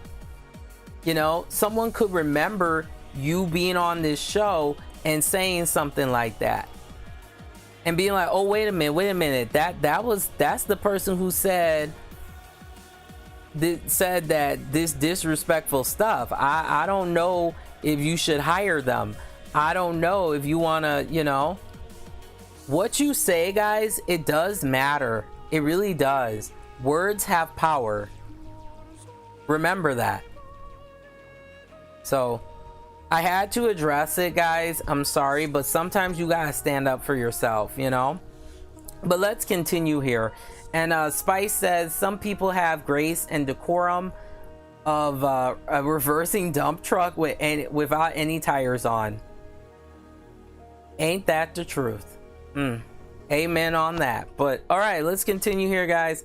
So I have another. Rachel Mead also wrote another series, and it's called the Succubus. Well, it's called the what's her name?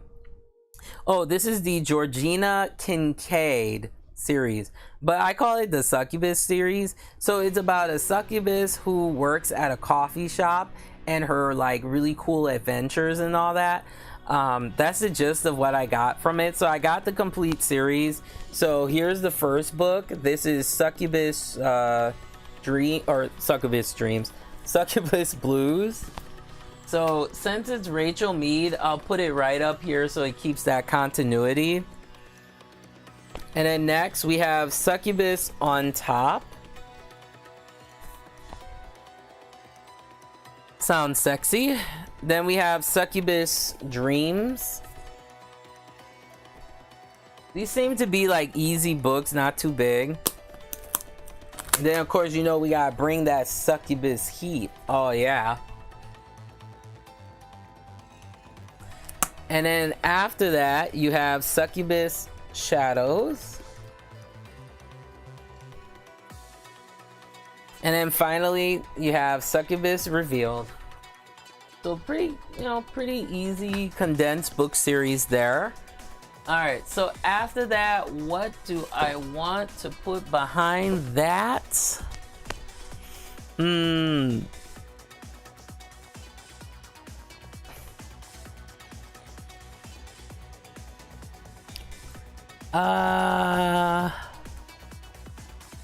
do I want to put behind that?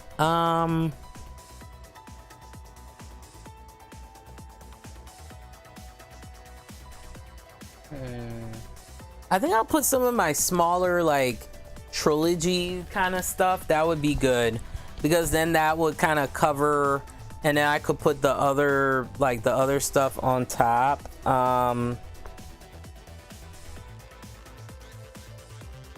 Okay, so I think what I'll do next, yeah, I'll do the smaller smaller like trilogies and other like insignificant kind of stuff. That would make a little more sense. Well, I'll put like my other like miscellaneous will be up here, so that's all like the knick-knack kind of stuff, my Harlequin romances and other series that don't have anything complete, because I just wanted to get all the complete stuff first and then move up from there. Okay, so let's do the trilogies.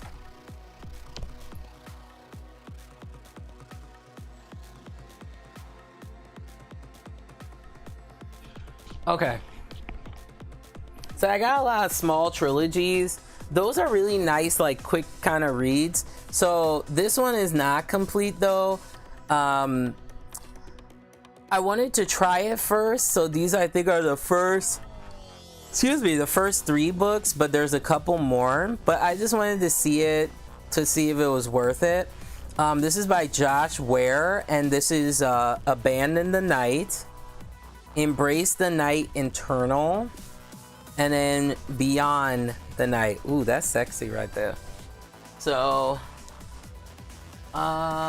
this one, yeah, this one I'll put right here. So boom, boom. Then I have oh, okay. So then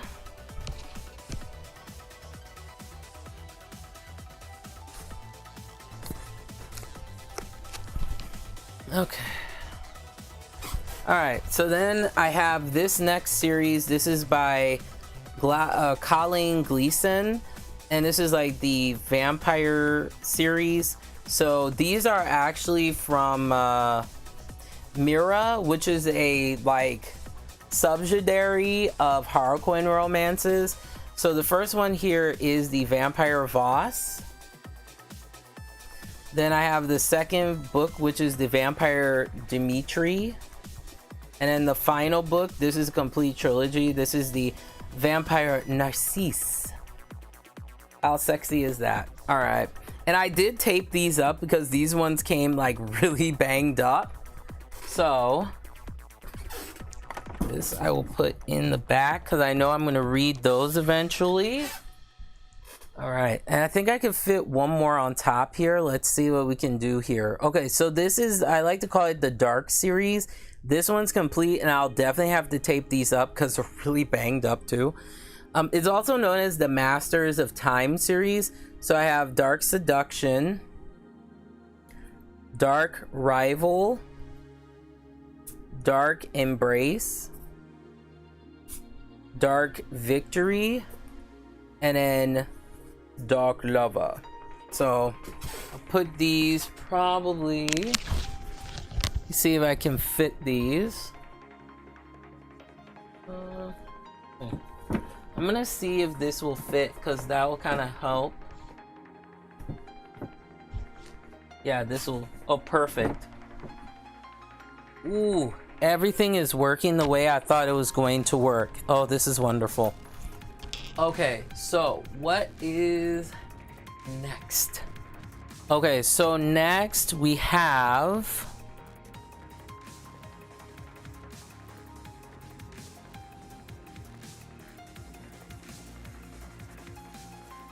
we're like a quarter of the way done here.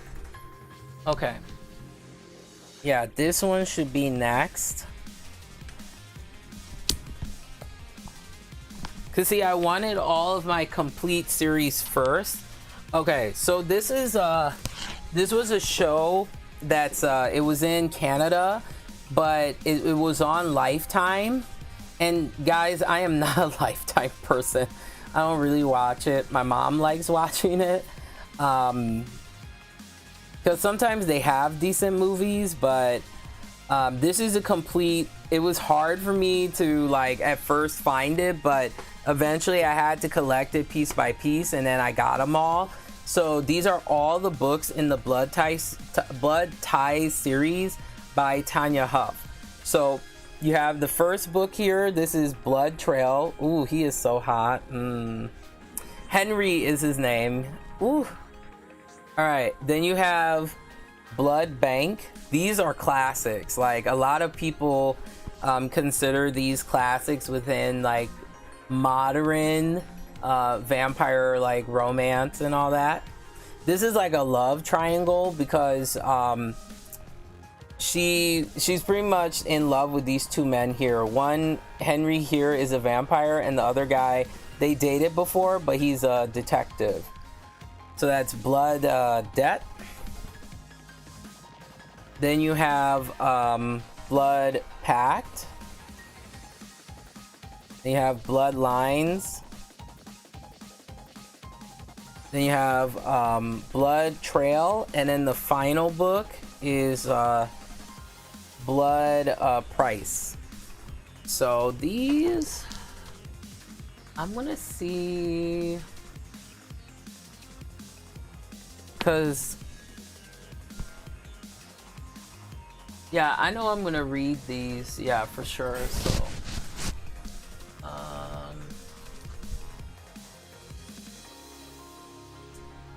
yeah, I think I'll have to start stacking these up top. Okay, so I'm gonna put these up top.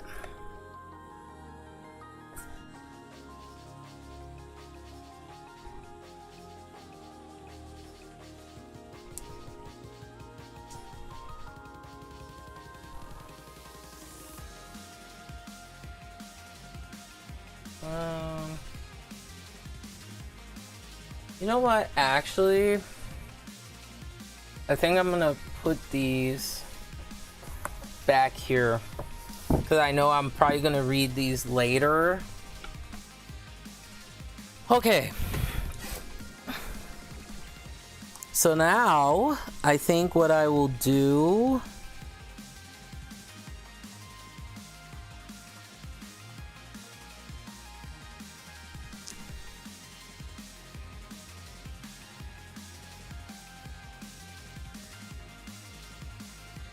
okay, I think what I'll put next is the LA Bank series, which is called the Vampire Huntress Legend series. I heard it's pretty good, so I got the whole thing because I really wanted to read it. And she's one of my favorite authors, and it's sad. She actually died of cancer a couple years ago, so I will never have the chance to meet her, unfortunately. But she was one of the very few African American women to write a full-blown like vampire series, and she was so talented. And she wrote some other series, but she's known for her very complex characters and stuff, which is cool. Oh, and Spice is saying, I've been reading Hilary Duff's Elixir series. It's really engaging. It's like a romance fantasy novel. Ooh, like some people on BookTube did not care for that series. Like they were canceling Hillary stuff, and I like her. She seems like super nice. Someone else that I really like too is Ashley Tisdale. I love her. She's super cool. I also bought some of like her makeup when she had this brand at the time with BH Cosmetics. It was called Illuminate, and I got some of her highlighters and stuff. And Spice says, I thought it was a nice, easy read. Well, I have to check it out because I don't mind Hilary Duff. You know, she's not problematic. She's pretty cool, you know? All right, so let me get that LA Banks because that would be... Or should I put...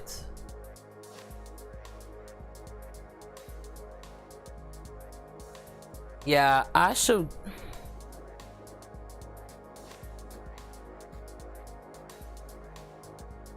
Yeah, I should put the LA Banks there because I know that's one that I do want to read. So let me get it. Okay.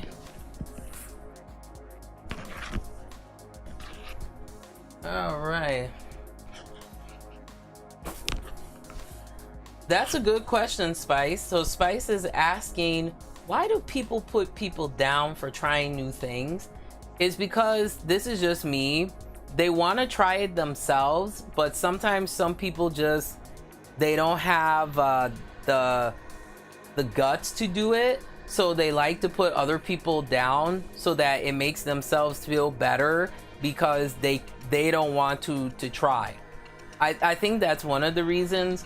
The other reason is there's just some people that get pleasure in being negative to other people. Like, you know, or sometimes when their life is shitty, they gotta bring people down too. So I think that's the other reason.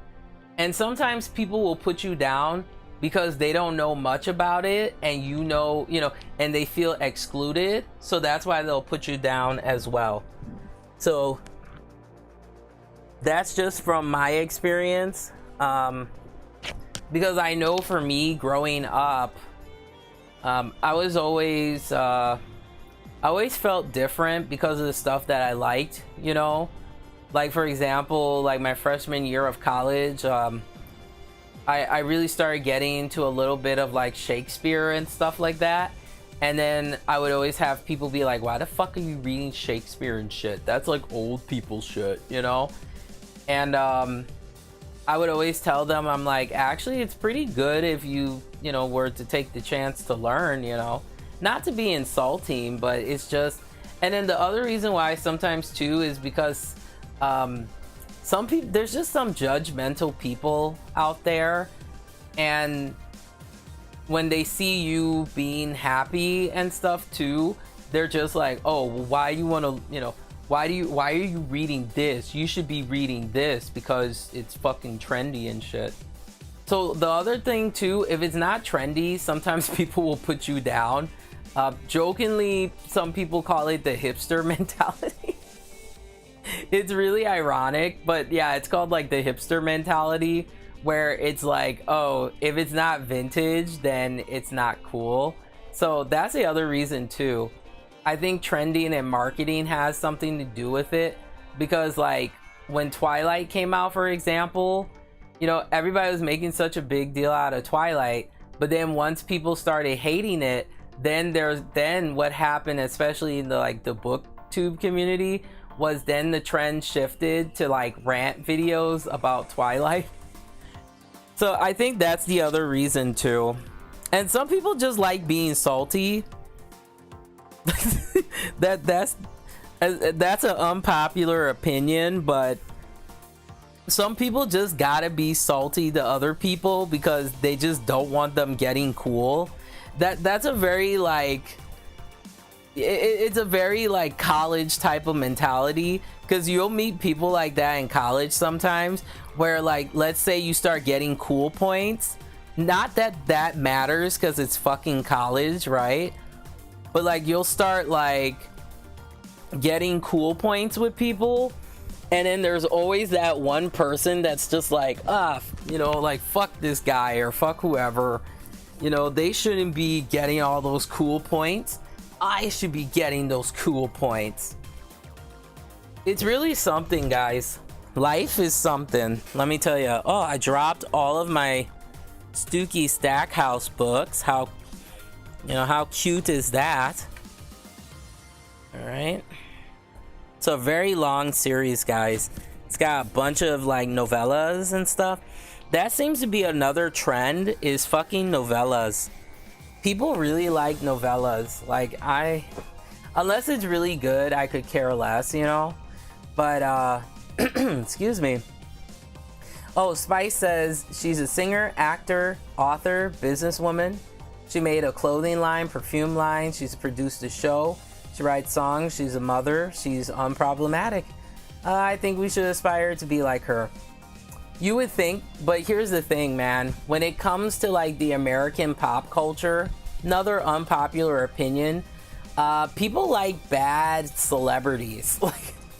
Like that's the honest truth. People like the, you know, the ratchetness and the drama. As much as people say they don't like it, they do, because drama sells, unfortunately.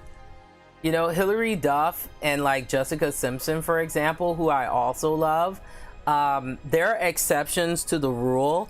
But like a lot of the time, like when you're a nice celebrity and you're real clean cut and stuff like that, people find you absolutely boring.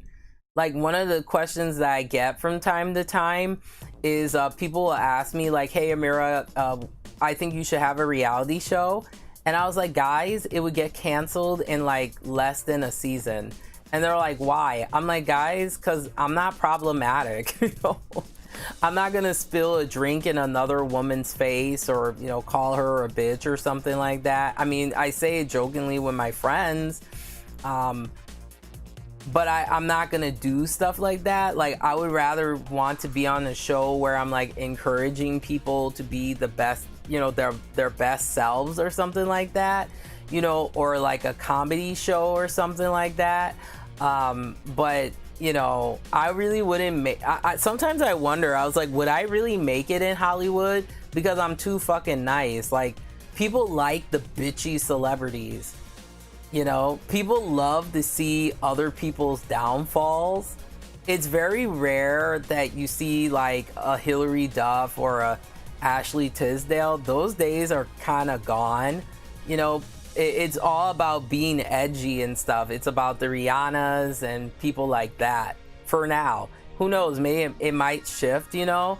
But like, it's really sad, but people endorse bad behavior.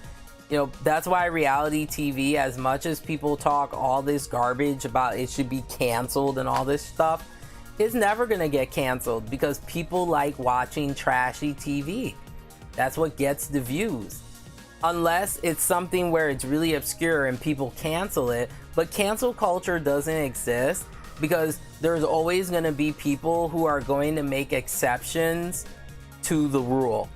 You know, like if someone's like, man, this show is so ratchet, but they'd be like, dude, but they got this so-and-so, you know, celebrity, and she is super fine, or whatever it is, you know, or he's super fine or whatever. So I mean, as much as I do love Hilary Duff and I like people like that, those days are gone. It's like, if you are not bitchy or like super cunty or stuff, people do not want to watch you. You know how I know that?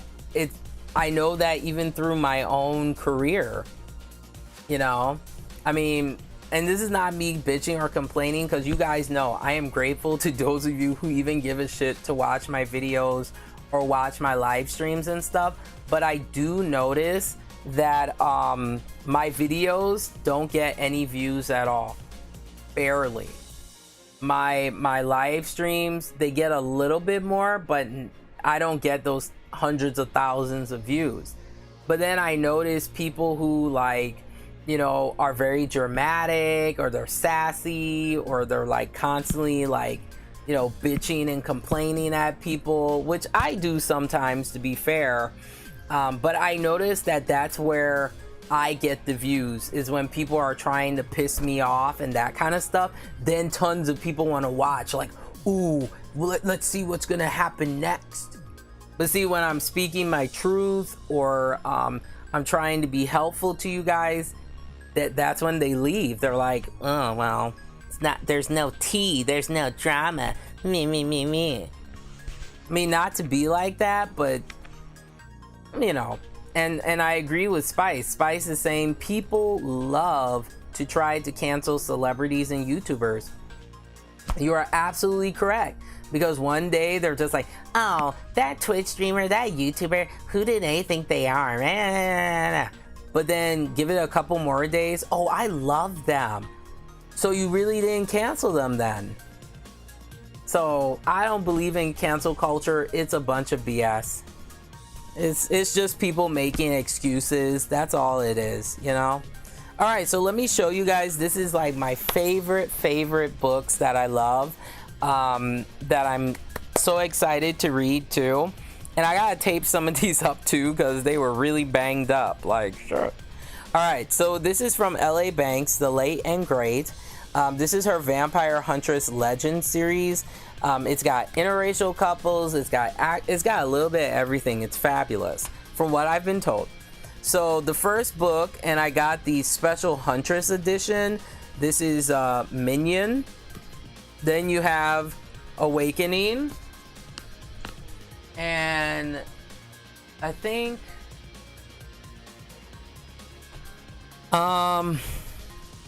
yeah, I think I'm gonna put the paperbacks, the smaller ones here, so that I can just fit it in perfectly, because I am gonna read that after I read all of this.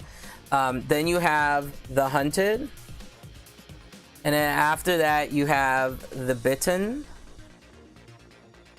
then The Forsaken.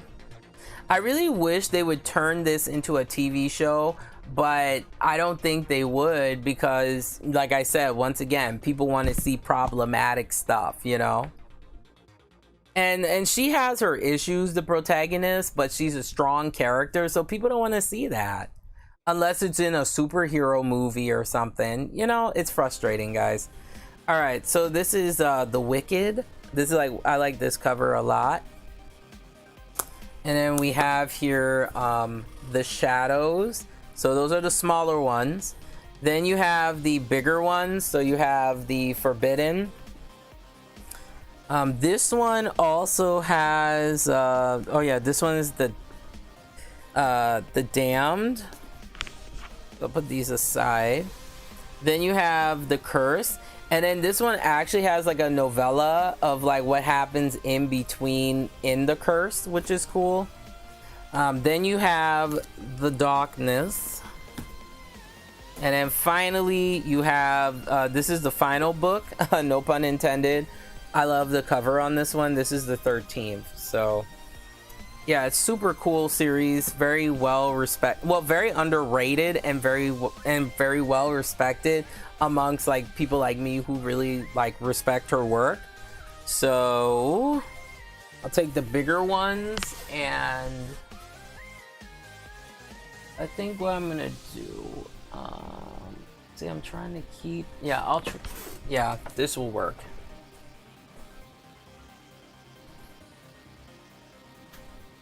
And then I'll put the smaller ones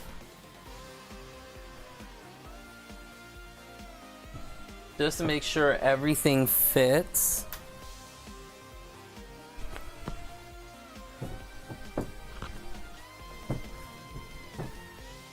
Okay.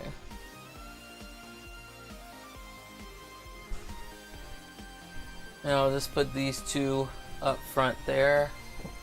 And slide it, because see, what I can do too is fit some of the other ones here on the side. Okay, so now, okay, so it seems that I'm gonna have to take this down and put some more on the top.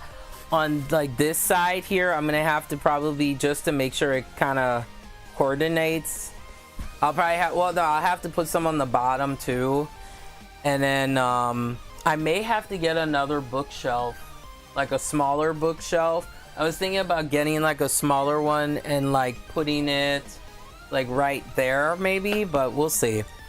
Okay, so I think what I'm gonna do next is put away all of like my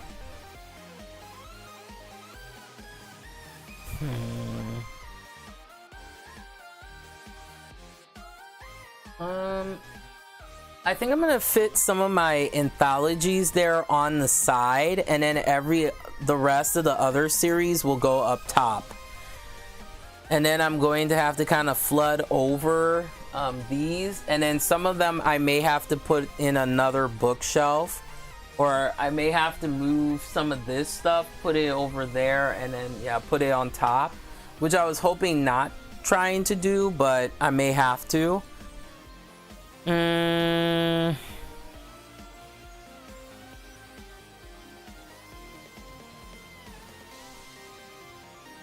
thinking, guys, thinking. Okay, I think I'm gonna put some anthologies.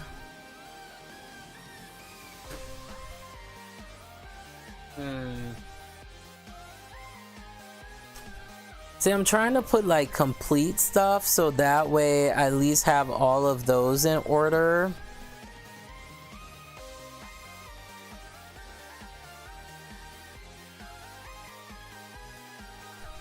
Yeah, I think I'm gonna put anthologies. Yeah, that's what's gonna. Yeah, that makes sense. And then just kind of put the.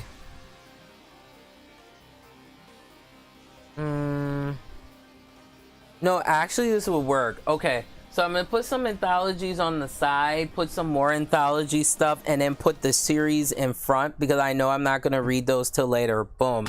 All right, we got a plan. So let me get anthologies here, and I have like compilation like horror books too.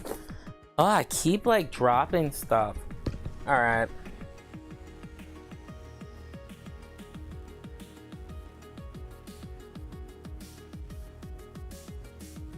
I have a couple anthologies actually, so let me bring them.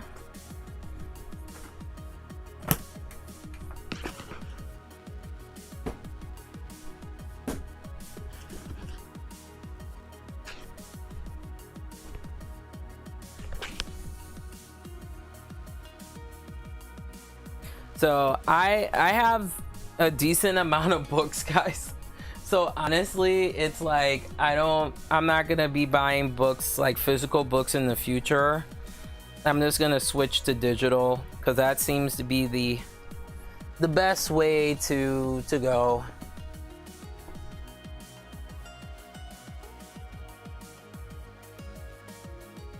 Okay, so this is not an anthology, that's a separate.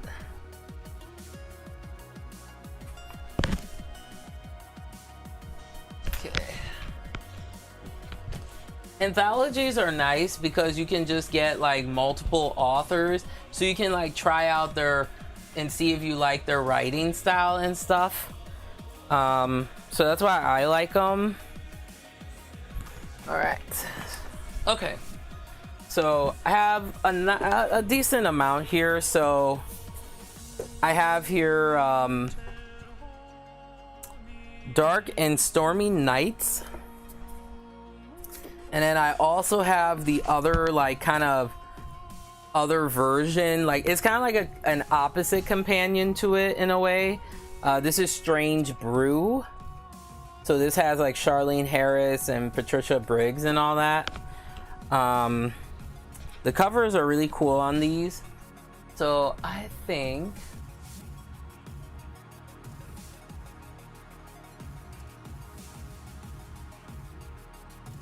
yeah,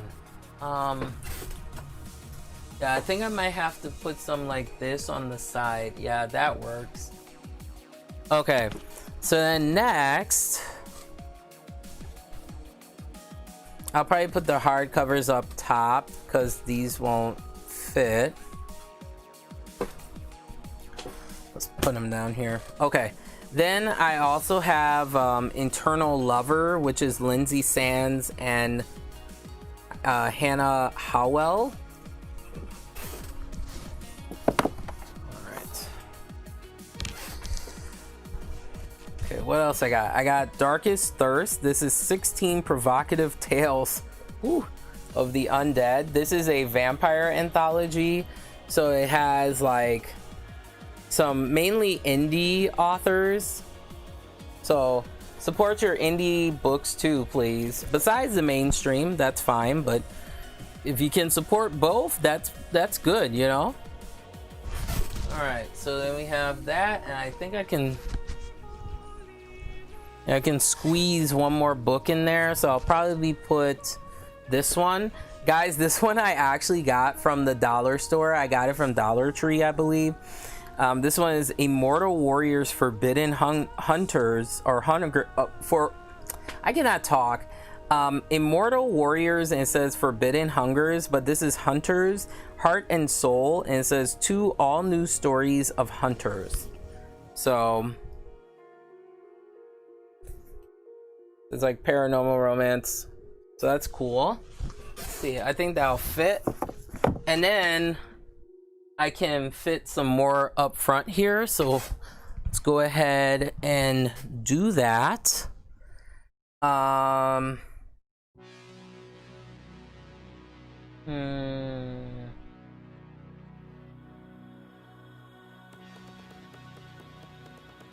I'll probably put the hardcovers up top.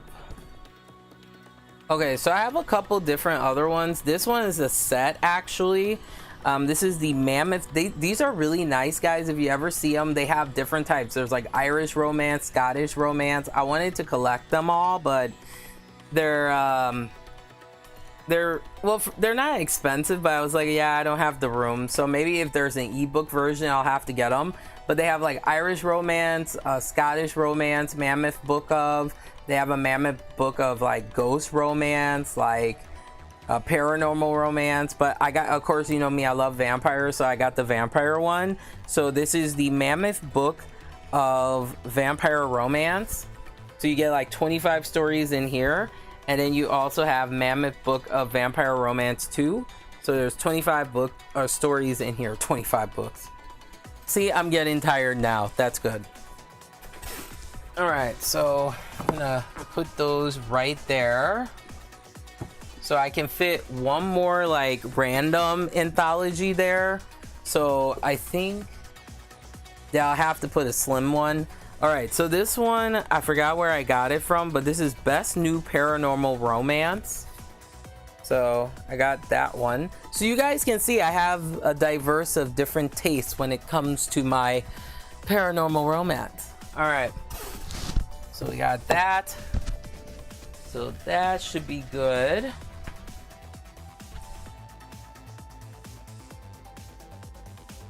All right, let's see. Whew. Okay, so what else I got here that can fit?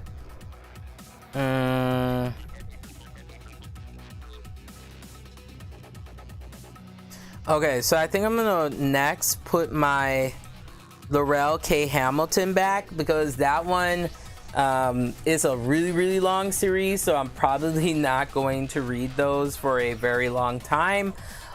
So let me get those.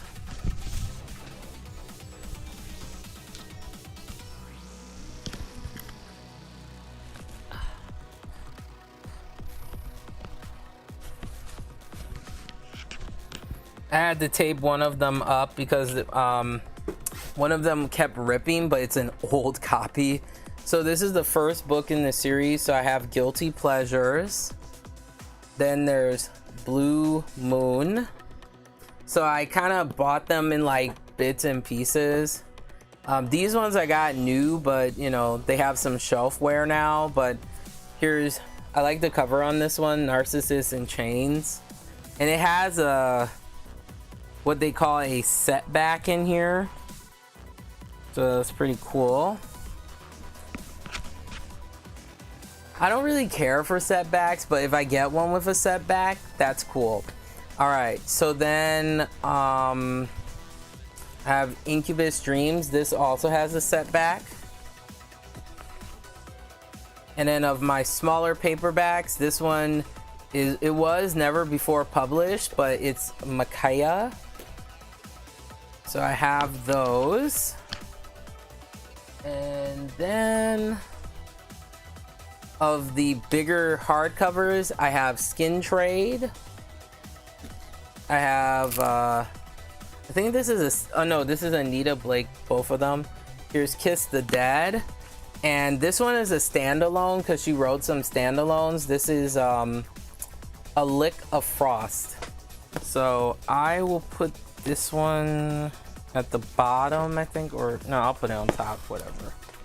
Okay, so this one is not complete, but I'm not gonna read that because it's a long Anita Blake, guys. It's still going. It's an ongoing series, but it's long. So I'll put those in the back. Okay, what we got? All right, so now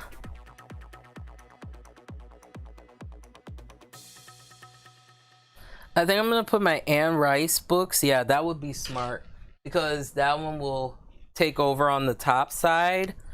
So let me do that, and then I'll put my Charlene Harris in front because I know I'm gonna read those probably next, coinciding. And then whatever left over that I can squeeze in there, I can do that. Okay. All right. So, Anne Rice. We got a lot here.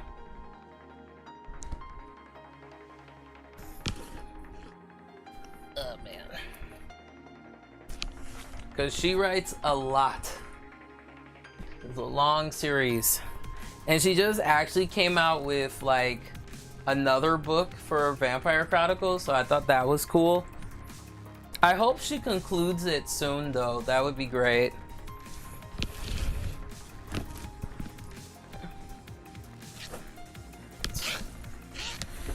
And then this one.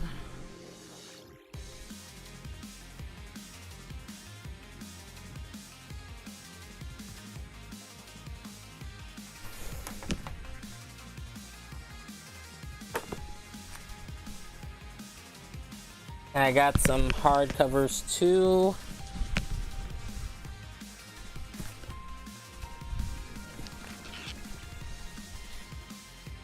Oh man.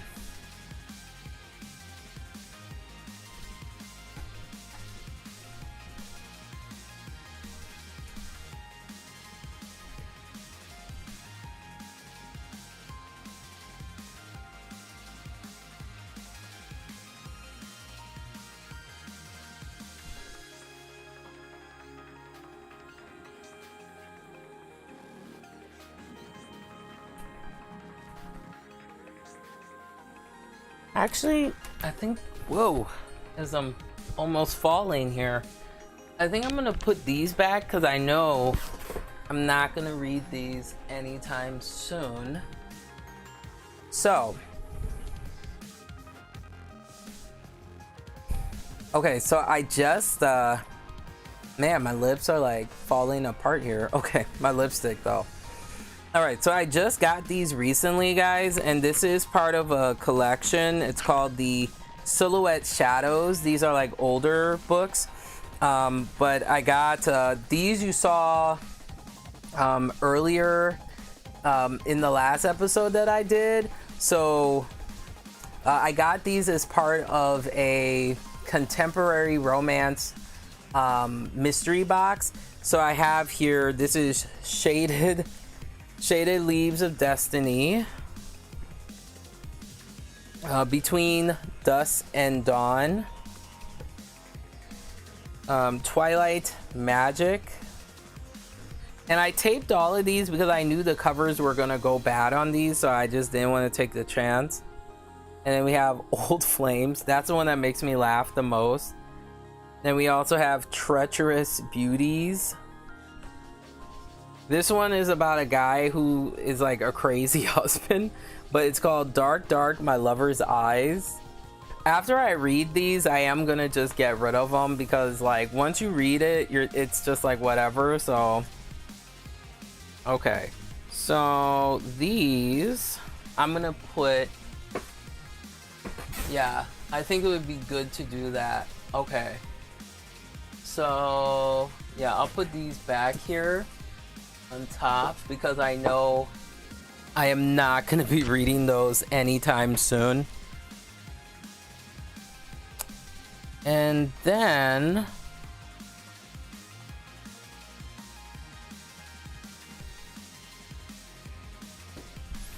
let's see here. Yeah, that makes sense.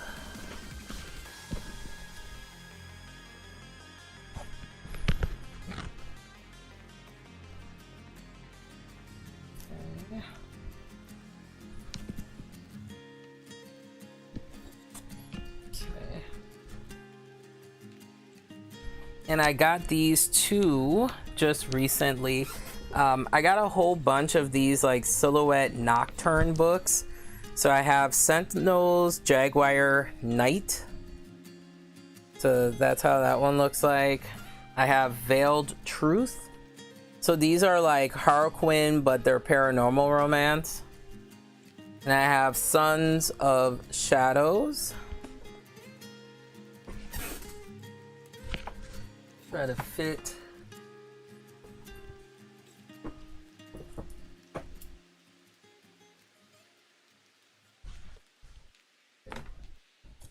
Oh, that fits perfectly. Cool. So got that. But wait, there's more. So I have here Night Mischief, and this one is actually, it's cool. It's autographed. Then I have The Beast Within. Unbound. Rising Darkness. You guys can see it better.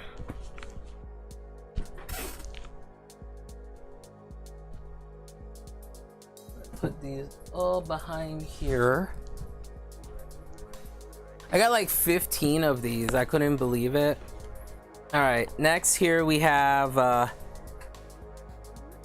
Warrior Rising, The Dark Gate. This one's like new, which is cool. So Beautiful Danger. And I taped all of these because the covers were kind of beat up a little bit. So I just wanted to preserve them as best as I could. This one is Dark Lies. And we have Vanished. Whoa. And finally here I have Immortal Bride. So I will put these back here. Cool. Okay. And then I got another mystery box here. So let me, with some mystery, a mystery romance book box. There we go. And I got some more.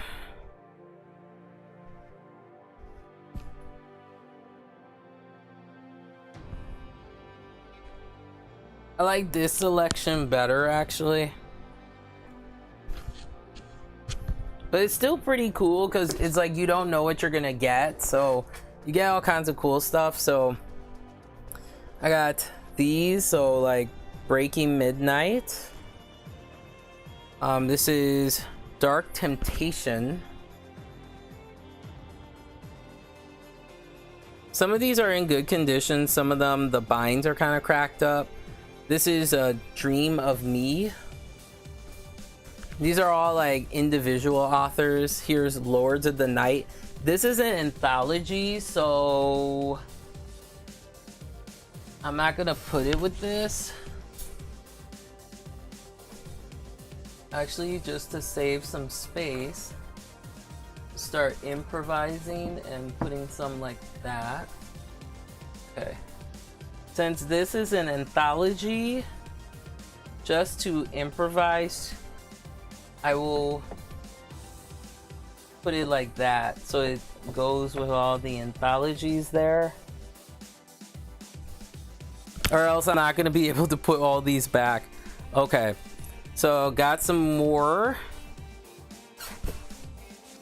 I have here The Saint. I've never read Christine Feehan, so I was glad I got this one. It's called Lair of the Lion. I also got these two. Well, there's a Mortal Warrior. These ones I'm gonna have to tape off because they were like kind of beat up a little bit. So you have my Immortal Promise. This is part of a series. And then you have my Immortal Protector. I think I'll keep these two up top. So. Well, since they're together, just to save some space, I think, yeah, I'll put these here since they're a set. And then put these up there. Okay. Then I got 3 last ones here. All right, so then we have here this one. Okay, so this one is published with 2 authors, Lindsay Sands and Hannah Howell, and that's my Immortal Highlander. This one is a compilation, so I'll put it with the other one. It's called Midnight Pleasures. Has Sherilyn Kenyon, so I was glad I got that one. So I will put it with my anthologies like that. And this one has 2 authors too. This is oh no, I think this one, yeah, this is a compilation book too. It's called Eternal Lover. It's got like Lindsay Sands, Rachel Mead and stuff, so I thought that was cool. So this one, let's see, will I get it to, oh, it fit, guys. How awesome is that? That's cool. Okay, that's where this is working good. Okay, so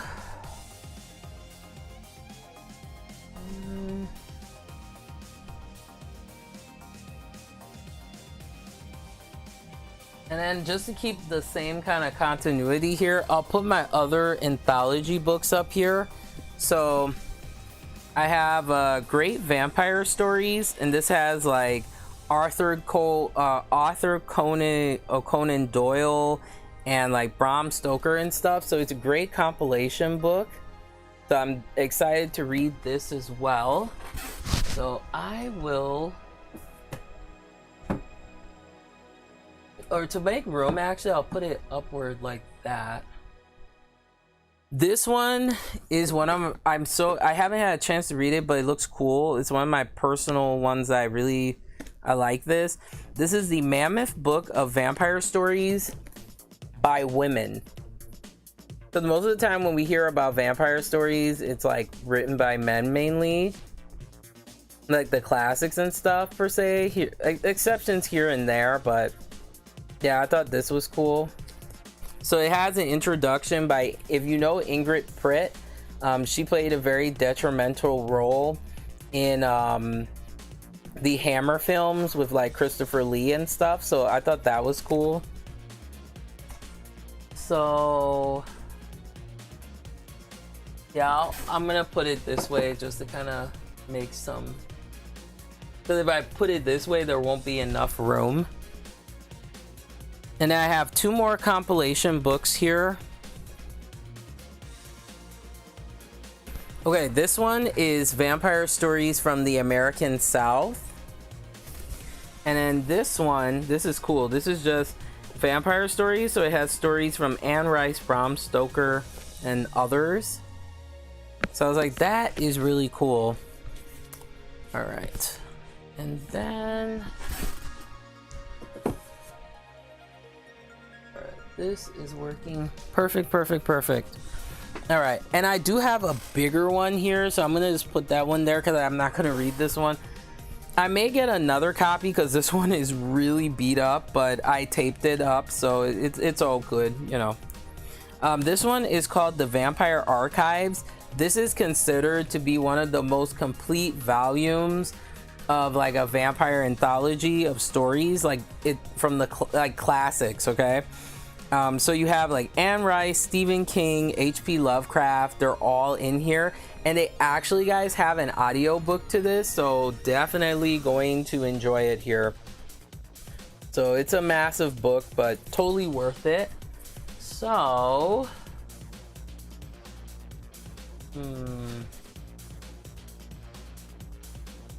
yeah, I'll put it here. Okay. It's going good. We got it. Okay.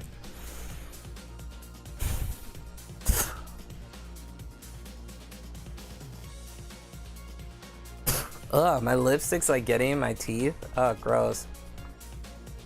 Okay, there we go. Okay, so now I got two choices. I can either put my Stooky Stackhouse or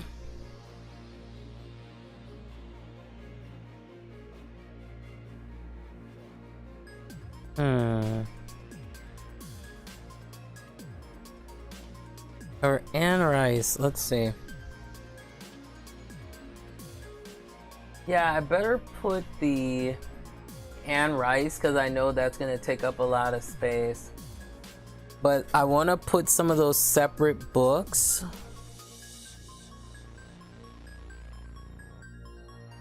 Before doing that.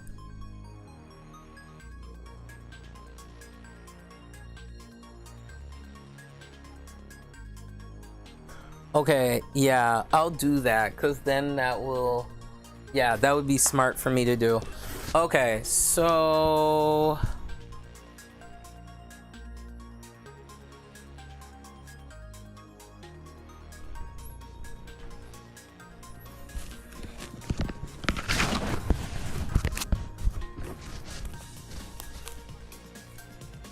man, I keep like dropping books. This is like terrible. Okay. All right, so a lot of you guys have been asking me about these. I actually got some Jane Austen horror spin-offs, so had to show these. So I have here, this is like if Jane Austen was a vampire, which is pretty cool. So I'll be reading these way later though. But this is Jane Bites Back. This is like a trilogy actually. It's done by Michael Thomas Ford. Second book is Jane Goes Batty, and then Jane Vows Vengeance. Then I also have Jane Austen Blood Persuasion. This one is a cool cover. This is Emma and the Vampires. So imagine Emma but with vampires. How cool is that? This is Emma and the Damned. You don't really hear about the spin-offs that are horror based. You mainly hear about the spin-offs of like their families, like alternate endings to the different like branch off of the families and stuff. This one is pretty cool. This is Vampire Darcy's Desire. So I thought that was cool.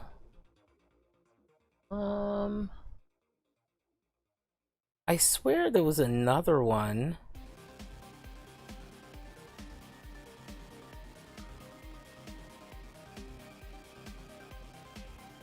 I'll probably find it. Ah, here it is. I knew I had another one. This one is pretty cool too. This is Mr. Darcy Vampire. I heard this is like one of the better ones, but yeah, so they have horror based ones too. So I thought that was cool. So I will. Ooh, this is gonna be tight. Okay, so I'll start putting them here.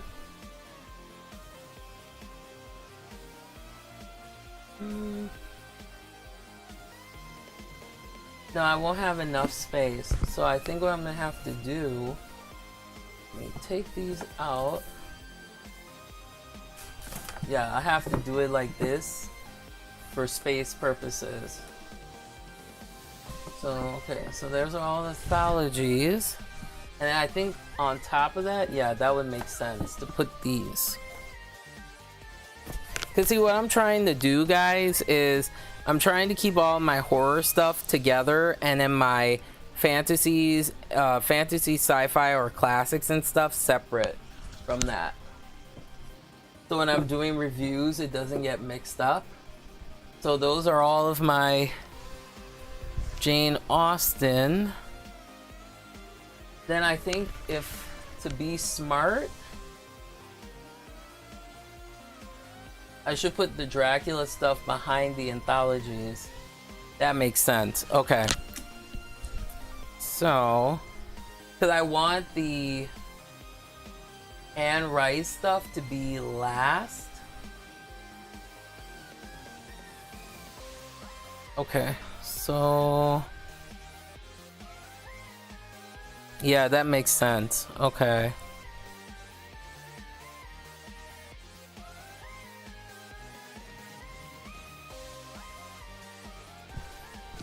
Yeah. That makes sense. Okay. Whoa. Keep like tripping on stuff. So you see how important it is, guys, to keep your stuff organized? Yeah, it's so important, man. Okay.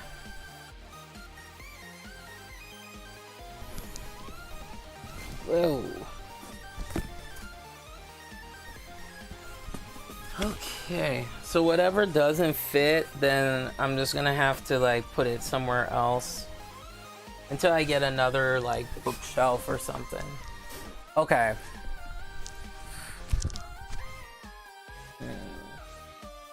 Ugh, my lipstick keeps like coming off. Might take a break to fix it, guys. Sorry about that. Okay, so here are my regular Dracula books and Dracula spin-offs. So we'll start off with these. So this one is this is apparently like the more adult version of Twilight, in a way. So this is Dracula in Love. This was highly, highly, highly recommended. So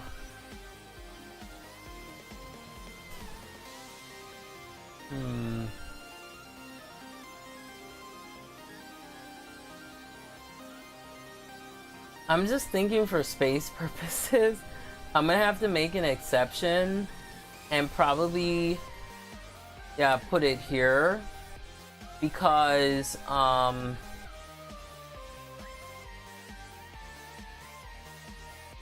see, that's gonna mess with the series stuff.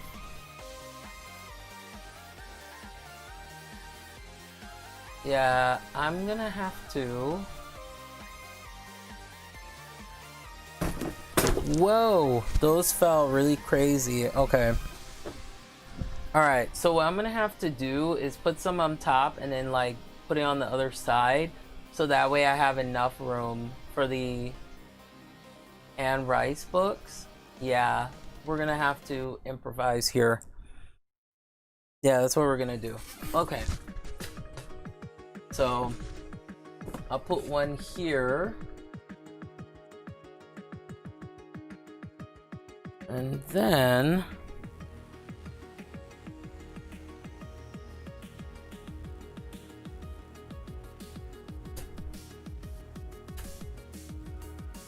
give me a second here, guys. I'm gonna have to take this lipstick off because it is so gross. Like, ew. All right, give me a second here, guys.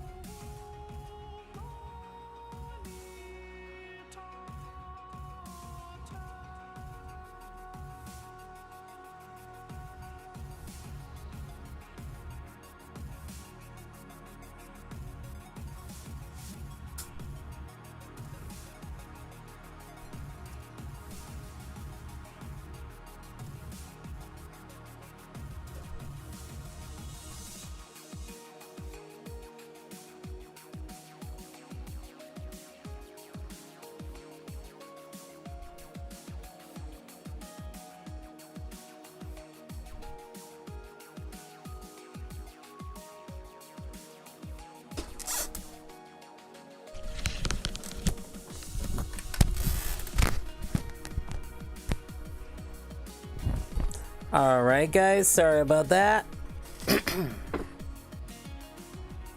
All right, here we go. Oh gosh, I had to take my lipstick off. It was so gross. Like I was getting pieces of it in my mouth. I was like, ugh. So very important, guys, take your lipstick off when it's starting to come apart here. Sorry about my appearance here, but you know, we're organizing something. So okay, so next I have these here that were fell. I'll keep on like the soft cover, or what would be the better way to do that?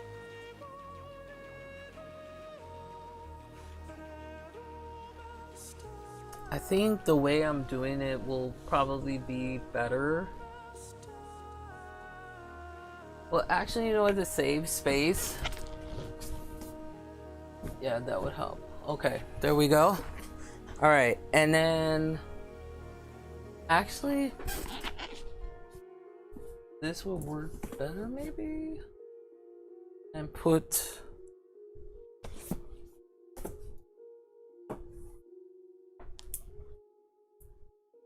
oh, that fits perfectly. Okay, cool.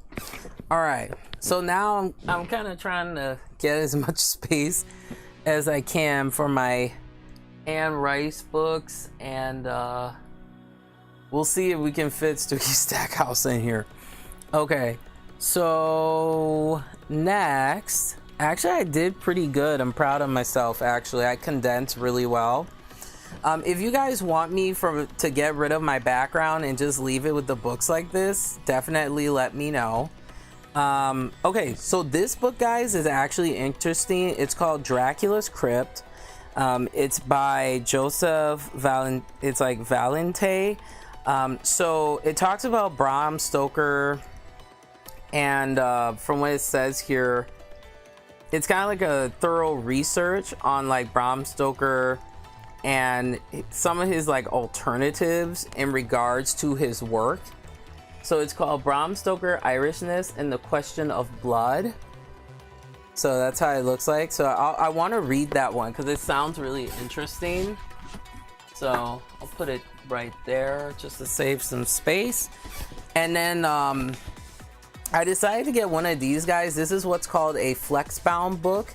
So this is like I love this. This has all the quotes and stuff from Dracula. So this is Dracula by Bram Stoker. I mean, if you're a vampire book fan, essential. But this is a flexbound version, which means this is kind of like a hybrid between a paperback and a hardcover, so it's a lot more durable. So that's why I got it. I got this actually off of Amazon, really affordable too. Okay, so this one I am going to put, yeah, I'll put it right up here. Okay.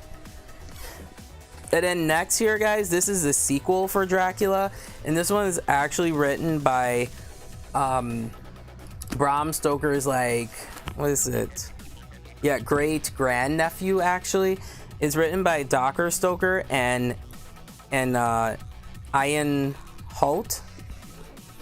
It's Ian, pardon me, Ian Holt. So this is called Dracula the Undead. So this was highly recommended too, so I made sure to get it. So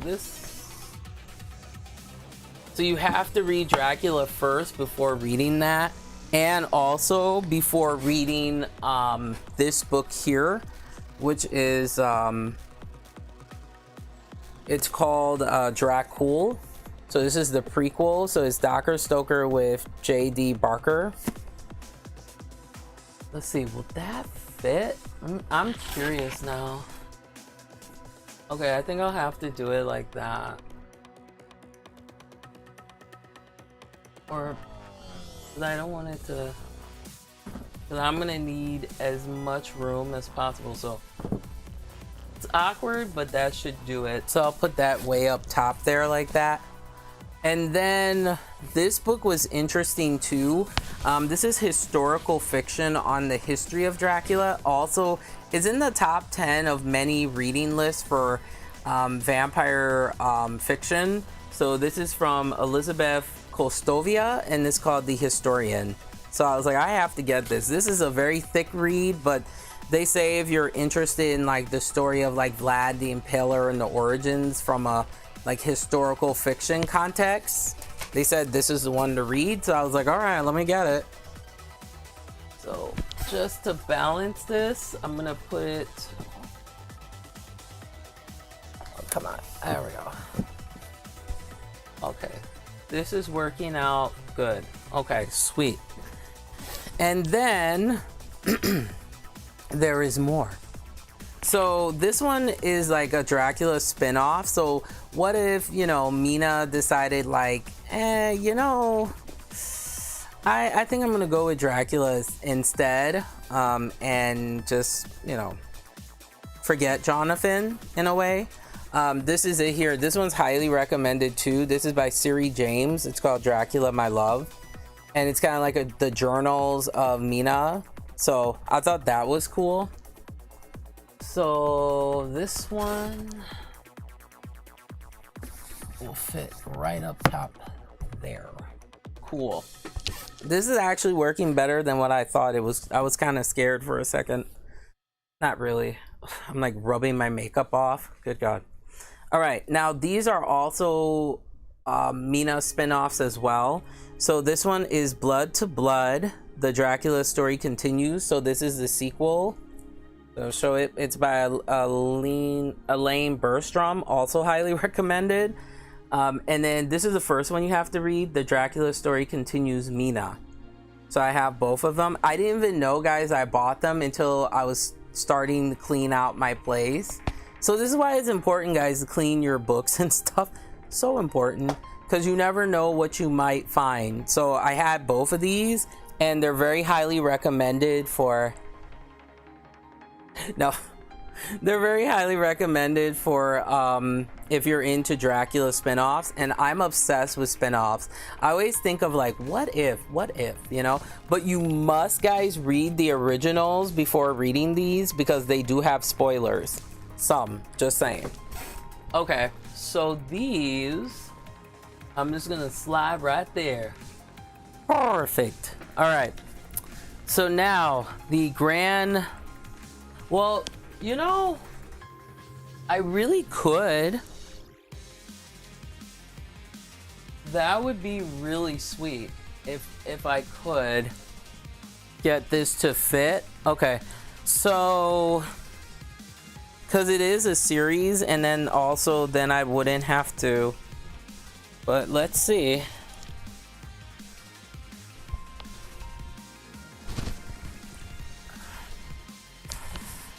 This is what I do, guys. I'm very boring. Okay. So I just got this one. This is new. This is from George R.R. Martin. Remember the creator of, I don't know, that very popular TV series that everybody lost their inhalers for. All jokes aside, Game of Thrones. He also wrote a vampire book. It's called Fever Dream. A lot of people like it, apparently. So I was like...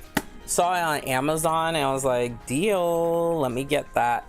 So I got it. So I think this one, oh, bummer, it won't, let's see. Oh no. It won't fit. Let's see here, what can I do? That's a little tight there. Or maybe... Well, that works. We'll do it like that. I know it looks weird, but, you know, other books are going to be behind it, so who cares? Okay.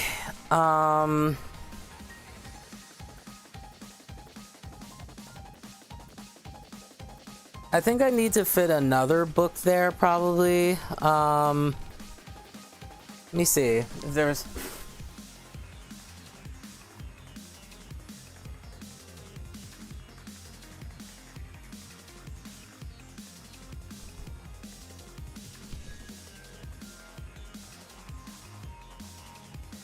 Trying to see it just to make sure there's not anything before I start putting this. Okay, the grand finale here, guys. Let's see here. All right, so these books, guys, are really, they're really good. I just see, I just finished the first one here. Okay, so this one, well, I finished the first book. This is called the Vampire Kisses series by Ellen Schreiber. These are so overrated, like, or pardon me, underrated. These are so underrated because, guys, this is some really funny comedic writing on the vampire like myths and stuff. And it's about this young lady named Raven, and she's a goth, and she wants to become a vampire. It's really funny, but it has its serious moments, but it's a great series. Very couple books, not too big. Here is the second book here. This is Dance. Oh no, this is the fourth book. Dance with the Vampire. Then the fifth book is the Coffin Club. And I like that these are numbered so you know what's what. Sixth book is Royal Blood. These are all hardcover. Then you have Love Bites. And apparently some of the fans really want to have like a second like spin-off, but it's never happened.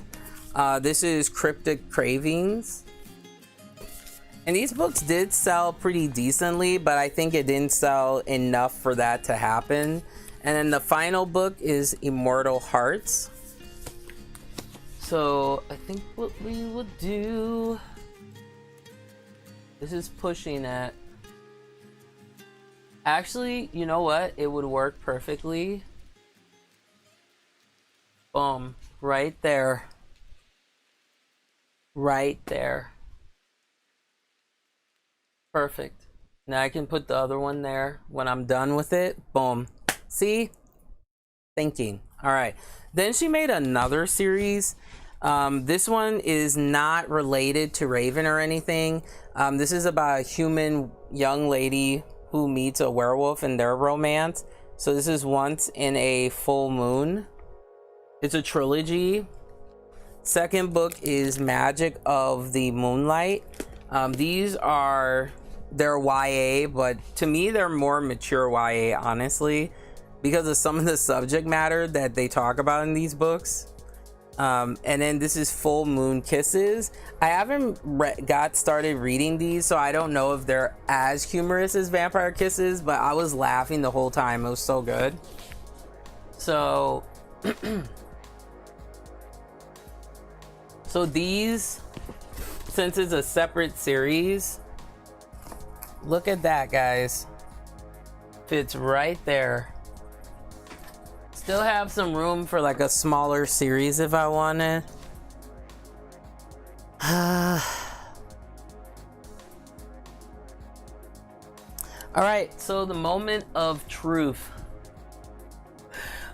Technically, if I do this right, I should be able to get Anne Rice here and Stooky Stackhouse here.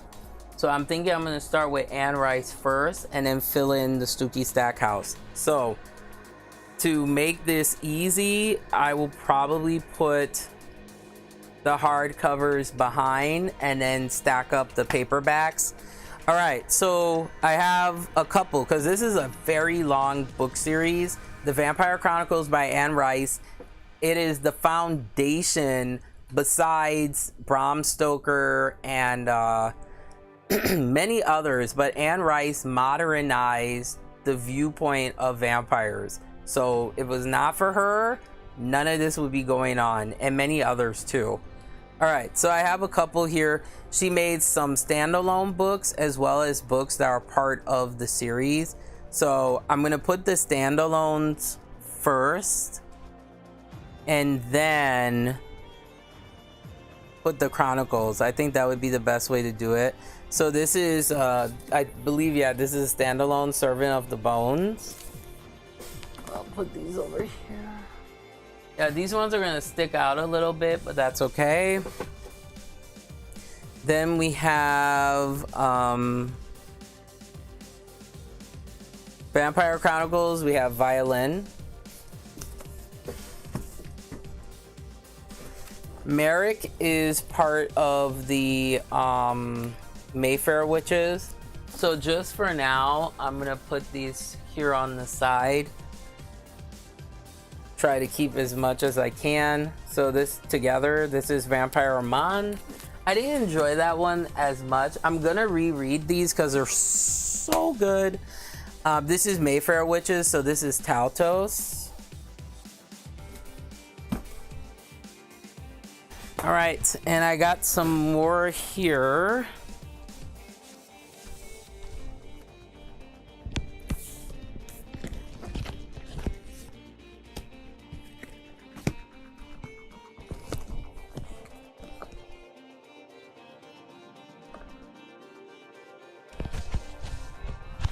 All right, let's put these here.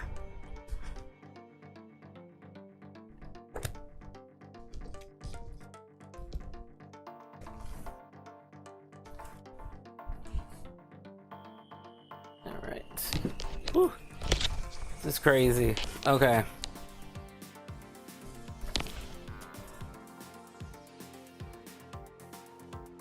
All right. Just making sure I didn't miss anything. Okay, we're good. All right, this is gonna be a long one here because she has a lot of books, so I'll save this for last. Wow, I can finally see my door. This is nice. Okay, so next, this is pretty much the like history of all the vampires in the series, pretty much, and also the story of the most ancient of vampires. I think his name was Eknel and Akasha. So this is Queen of the Damned. So that one I'm gonna put on top because it's smaller.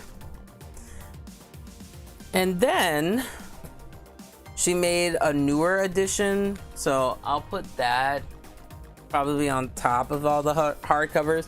But there's another one too. It's like an Atlantis one. But this is the first one, Prince Lestat. I have not read this yet, but I wanted to reread all of the Vampire Chronicles so that it's like fresh in my brain. All right, so then you have here Tale of the Body Thief.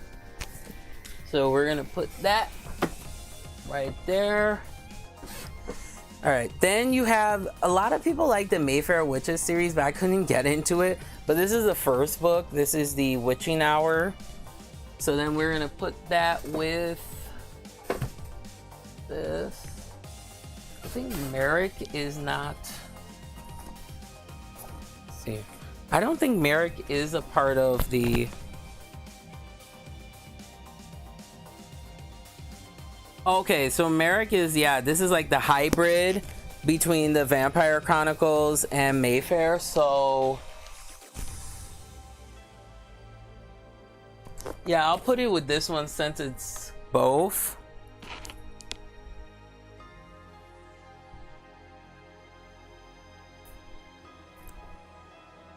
And this one, I think, yeah, I did read it, but I didn't enjoy it much. This is Blood Can Tell, I think is the way to say it. So yeah, we'll do that. Put this here.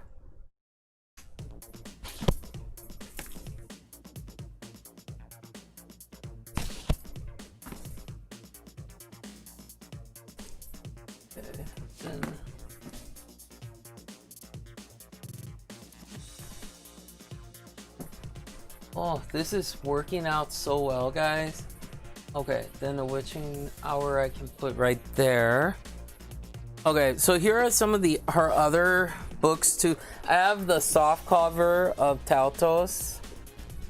I didn't like the Mayfair Witches. I really tried, guys, but I just couldn't get into it. And then here's another, I think this is a standalone too, Servant of the Bones. Excellent. Okay. So this is really, to me, guys, any book that kind of talks about the author or is like a companion, this one's pretty cool. This is the Unauthorized Anne Rice Companion by George Beam. So this kind of talks about like Vampire Chronicles, like her world and everything. So this is an older version. Now maybe I might get that for my birthday, actually. I've always wanted the Witch's Companion and the Vampire Companion. It's like a complete encyclopedia to the world of Vampire Chronicles and the World of the Mayfair Witches. So I think I might get those because they're not that expensive. I think they're around, like, I've seen them for between $18 to $20 each maybe, but we'll see. Okay, so what else we got here? So put that right up top. All right, we are doing good. We are doing good. Okay, so here are the soft covers that I have. These are all, like, I think this one,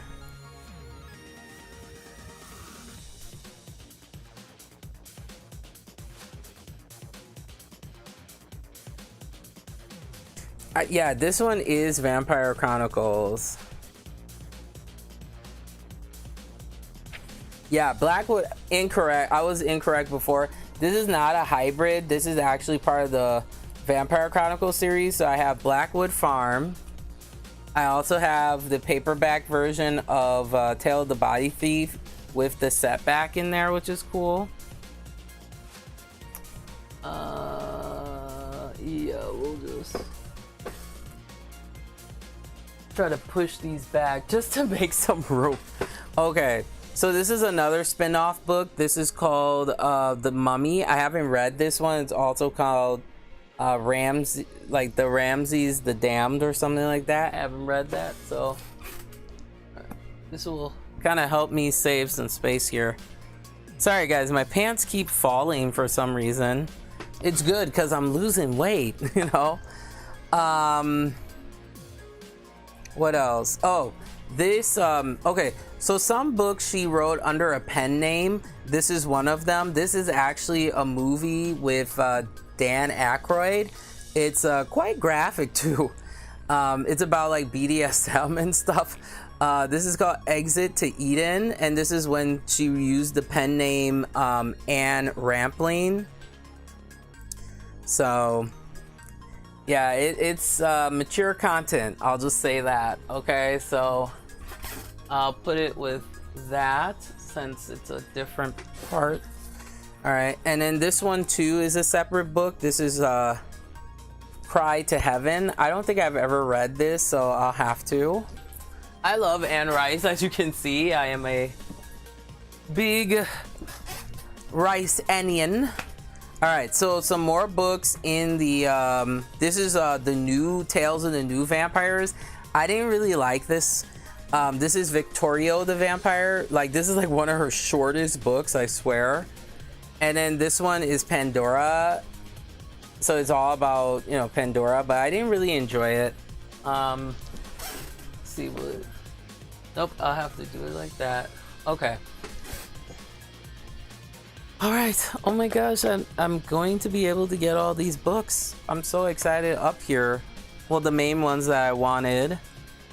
And then I still have some leftover, but I'll put it to the side. Okay, so we have some more Anne Rice. So these two books, guys, are the foundation for the Vampire Chronicles besides Queen of the Damned. So here you have Interview with the Vampire. This is what started, guys, my book reading infatuation. Like, I read this book in a day. I just couldn't put it down.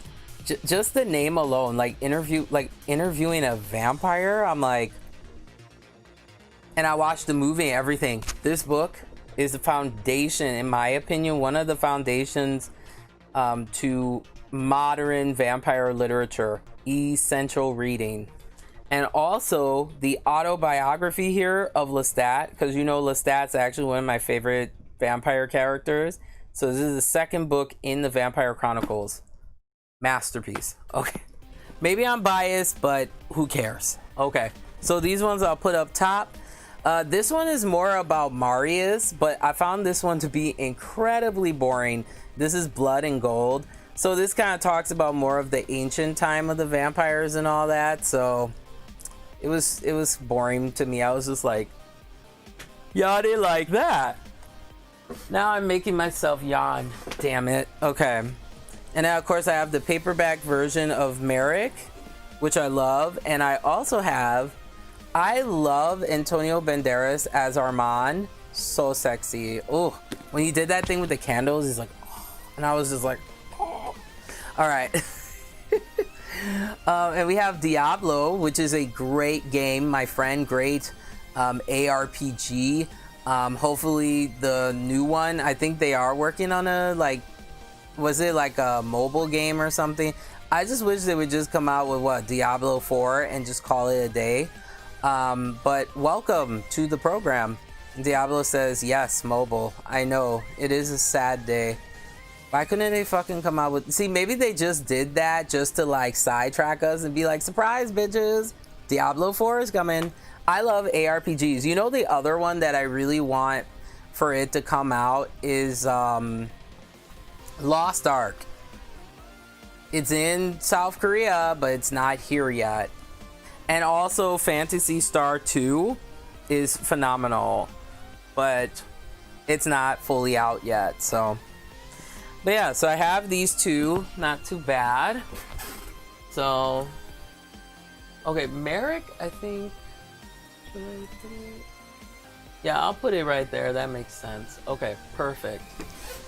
I can't believe I got these all up here and I still have room to spare a little bit. Okay, so, oh yeah, and Vampire Lestat and all that, boom! Okay, so... Actually, you know what? I can just put this here. Wait, is it? Yeah, it actually fit. Haha. And oh, and Diablo says that just sucks. Yeah, it really does, because everybody was excited for it and then it didn't happen. Okay, so now the grand finale. Because I don't think I can fit any more on here for, you know, it falls on me and shit. And then I'll show you guys some of the other ones that are kind of random ones, but those I'm probably gonna put downstairs because I just don't want to, because I'm trying to declutter, you know. And then mind you, I bought, why did I do that to myself? I bought two more boxes of books, but the series was so good I just couldn't resist. Oh, I got some hot cop romances. Oh man, so I'm gonna have to probably do this all over. Well, no, I'll probably alter this side. So sorry for yawning, guys. I was up all night because I couldn't sleep at all. I was in so much pain. I was just like, well, why? But I'm sure after I'm done with this, I'm just gonna be like all day. It's so bad. And I need to work out today, but that's probably not gonna happen. All right, so let's finish it up here, my friends. So we got Charlene Harris.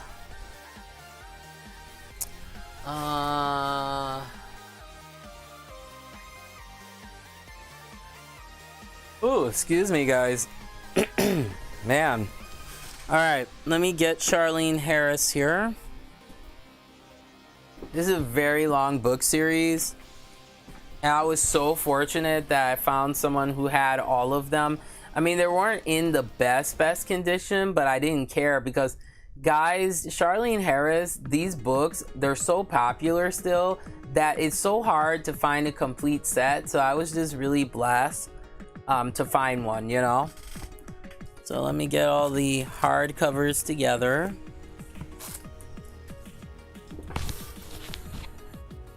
But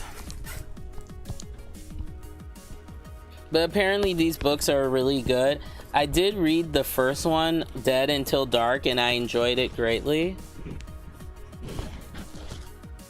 A vampire with a human. Who'd have thunk it, right? The classic of tropes. Alrighty. And the rest of these I'm gonna take downstairs because there's no way that it's gonna fit here perfectly. Not at all. I'm surprised I even did. Like, I can't wait to take a picture and put it on my Instagram. You can check out my Instagram, guys, at bookshade1. So thanks for the love and support. All right, guys. the moment that you have been waiting for. Okay, so this is also another series that got me into vampires as well, and this is the Stooky Stackhouse series. I have not read the complete thing. It is massive. Okay, so we'll start with the hardcovers because I'm going to put the soft covers on top. But there are novellas, there are short stories. I mean, it's crazy. So the first one here, this is the Stooky Stackhouse Companion, and it also has the novella, and it also has an interview with Alan Ball, who is the creator of the True Blood, of course, TV show, which I recommend, guys. The TV show is popping. Yes, it does have a lot of like hardcore sex in there, but if you ignore all of that, there is a compelling storyline there. It's really good. Like the first 3 seasons were good, but then after that it went all right. But that's just my opinion. So that's the Stooky Stackhouse Companion. Ooh, is this going to, oh fuck, let's see here. Oh, that is not going to fit. Oh man. Okay, so this is what I'm gonna have to do to make this fit. We're gonna have to improvise a little bit here, because if I do it like this, there's no way. So, all right, let's see here. Oh, whoa. Okay, so some of these were going to fall. I was like, no, you don't. Okay. Okay, so yeah, so this is what we're gonna have to do. I'm gonna have to put some of the Stooky Stackhouse underneath the Anne Rice, and the rest will fit here, and it's perfect. Okay. So second book, I'll put that on top. This is Dead But Not Forgotten. So these are stories from the world of Stooky Stackhouse. So these are like other characters and things like that. So it has like multiple like contributions, like other contributors and stuff. So that's it right there. And all right.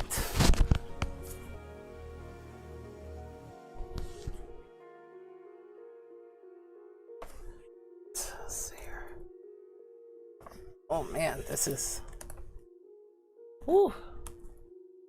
Okay. Oh, this is gonna fall. Okay, so let me be smart. Okay, so I'm gonna have to put these aside. And okay. All right, we're doing good, guys. Okay. All right, and then the final hardcover, this is the short stories too, and it says Stooky Stackhouse: The Complete Stories.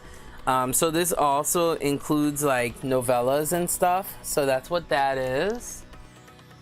And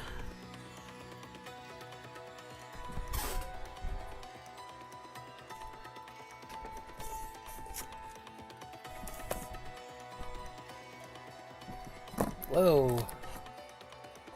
Okay. I'm gonna fit that up top there. Okay. I may have to. No, it's not gonna fit. Man. Okay, so I think what I'm gonna have to do is perfect. Okay.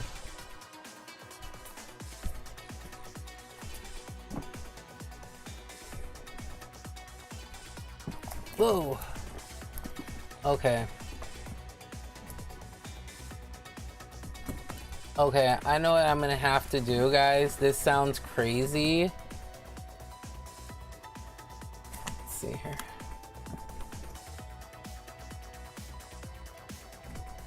Okay, I'm gonna have to put some of these. This is crazy. Okay, All right, so I had to put some kind of like on an angle and then push some of these like this. So it's a little bit off, but you know what? It's better than, oh, I know what to do. Okay, so I'll put these here, put this one like underneath like this, so that it kind of, man. All right, there you go. So this is why, guys, it's important to just buy the books that you need and not the ones that you want. All right, so now I should be able to put these other ones back, hopefully. Let's see.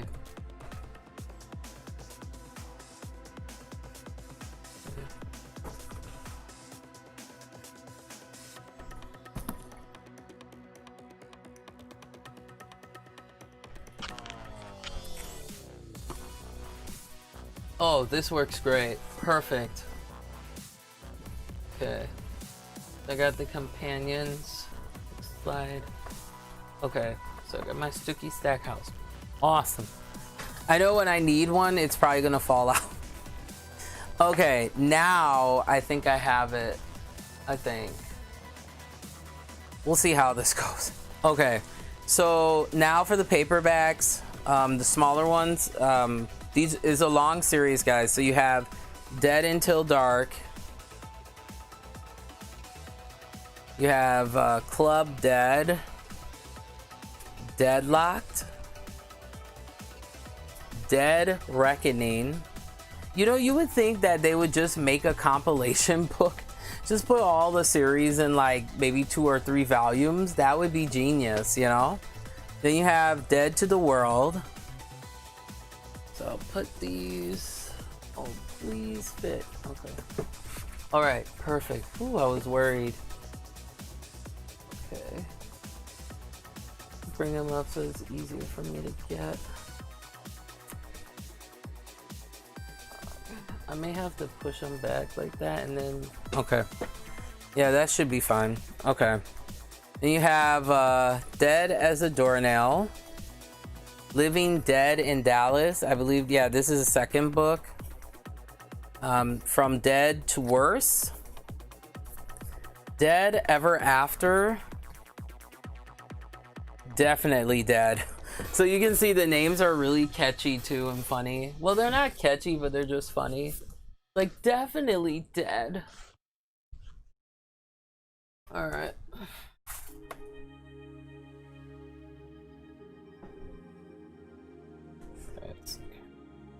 Just trying to like make this easy on myself when I need to get them.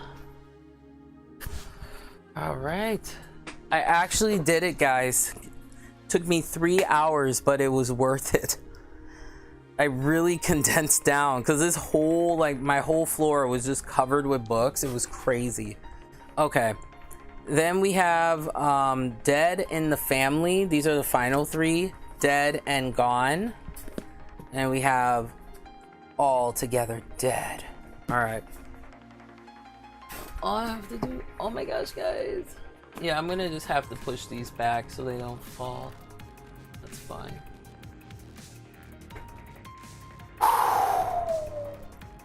Oh my gosh, guys. Ridiculous. All right. I won't show the other books because you guys have seen them already. But that's it, my friends. That's all I had to do for part 1 of my book reorganization project here. So this is me reorganizing my books according to the series that I want to read first in my TBR. So here's the order. I kind of went out of order because of I started checking out audiobooks in the library. So I did go a little bit out of order, but once I finish this series, then we're gonna go right back to this order. So we have Vampire Diaries. Once I finish reading Vampire Diaries, then it will be Vampire Academy. Once I read that, then it will be the spin-off, which is the Bloodlines. And then I'm reading this now, which is J.R. Ward. So no, actually this is the way it's supposed to go. So once J.R. Ward, so I'm reading that, and then I'm currently reading, this makes sense, okay, so I'm reading Vampire Kisses. Once I finish reading that, then I read the Georgina Kincaid, and then I'll start to read Vampire Academy, and then from there read the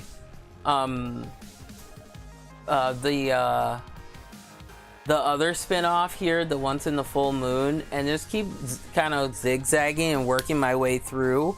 And then once I'm like done reading a book, what I'm gonna do is just put it like next to me on the ground here, and when I have my pile, I'll just put them back in its place. But man, that looks really good, right? Oh, it looks great. I'm really happy with the result that I've, you know, took 3 hours, but you know what, guys, that's what you have to do sometime. So with that, guys, I actually feel myself getting tired. I still have to take my makeup off, still gotta drop these books downstairs, put away my my new sequin sheet that I use for my Bookstagram, which is at Bookshade1, and I'm also on Twitter too, at Bookshade1. Definitely check it out. I'm gonna be doing some separate bookish content that I don't do on here. So I do the show, guys, twice a week on Wednesdays and Thursdays. I don't have a set time just because of my schedule. Sometimes I'm trying to do it more in the daytime, but it seems that most of the time people check out my show is usually in the late afternoon. So I think that's what I'm gonna stick with for now. All right, guys, so I'm gonna get out of here and put these books away and finally close my eyes for a couple hours, and then we're gonna have this lovely project here of taking all of my historical fiction down, historical romance down, and yeah, just this is all historical fiction and historical romance, and some as you see here, Jane Austen. So we're gonna rearrange that for my second part of my, you know, to be read and all of that. All right, guys, so I'm gonna get out of here before I fall asleep. Okay, so guys, like I always say, remember that reading is Halloween. All right, guys, I will see you in a couple of hours for another special episode. Take care.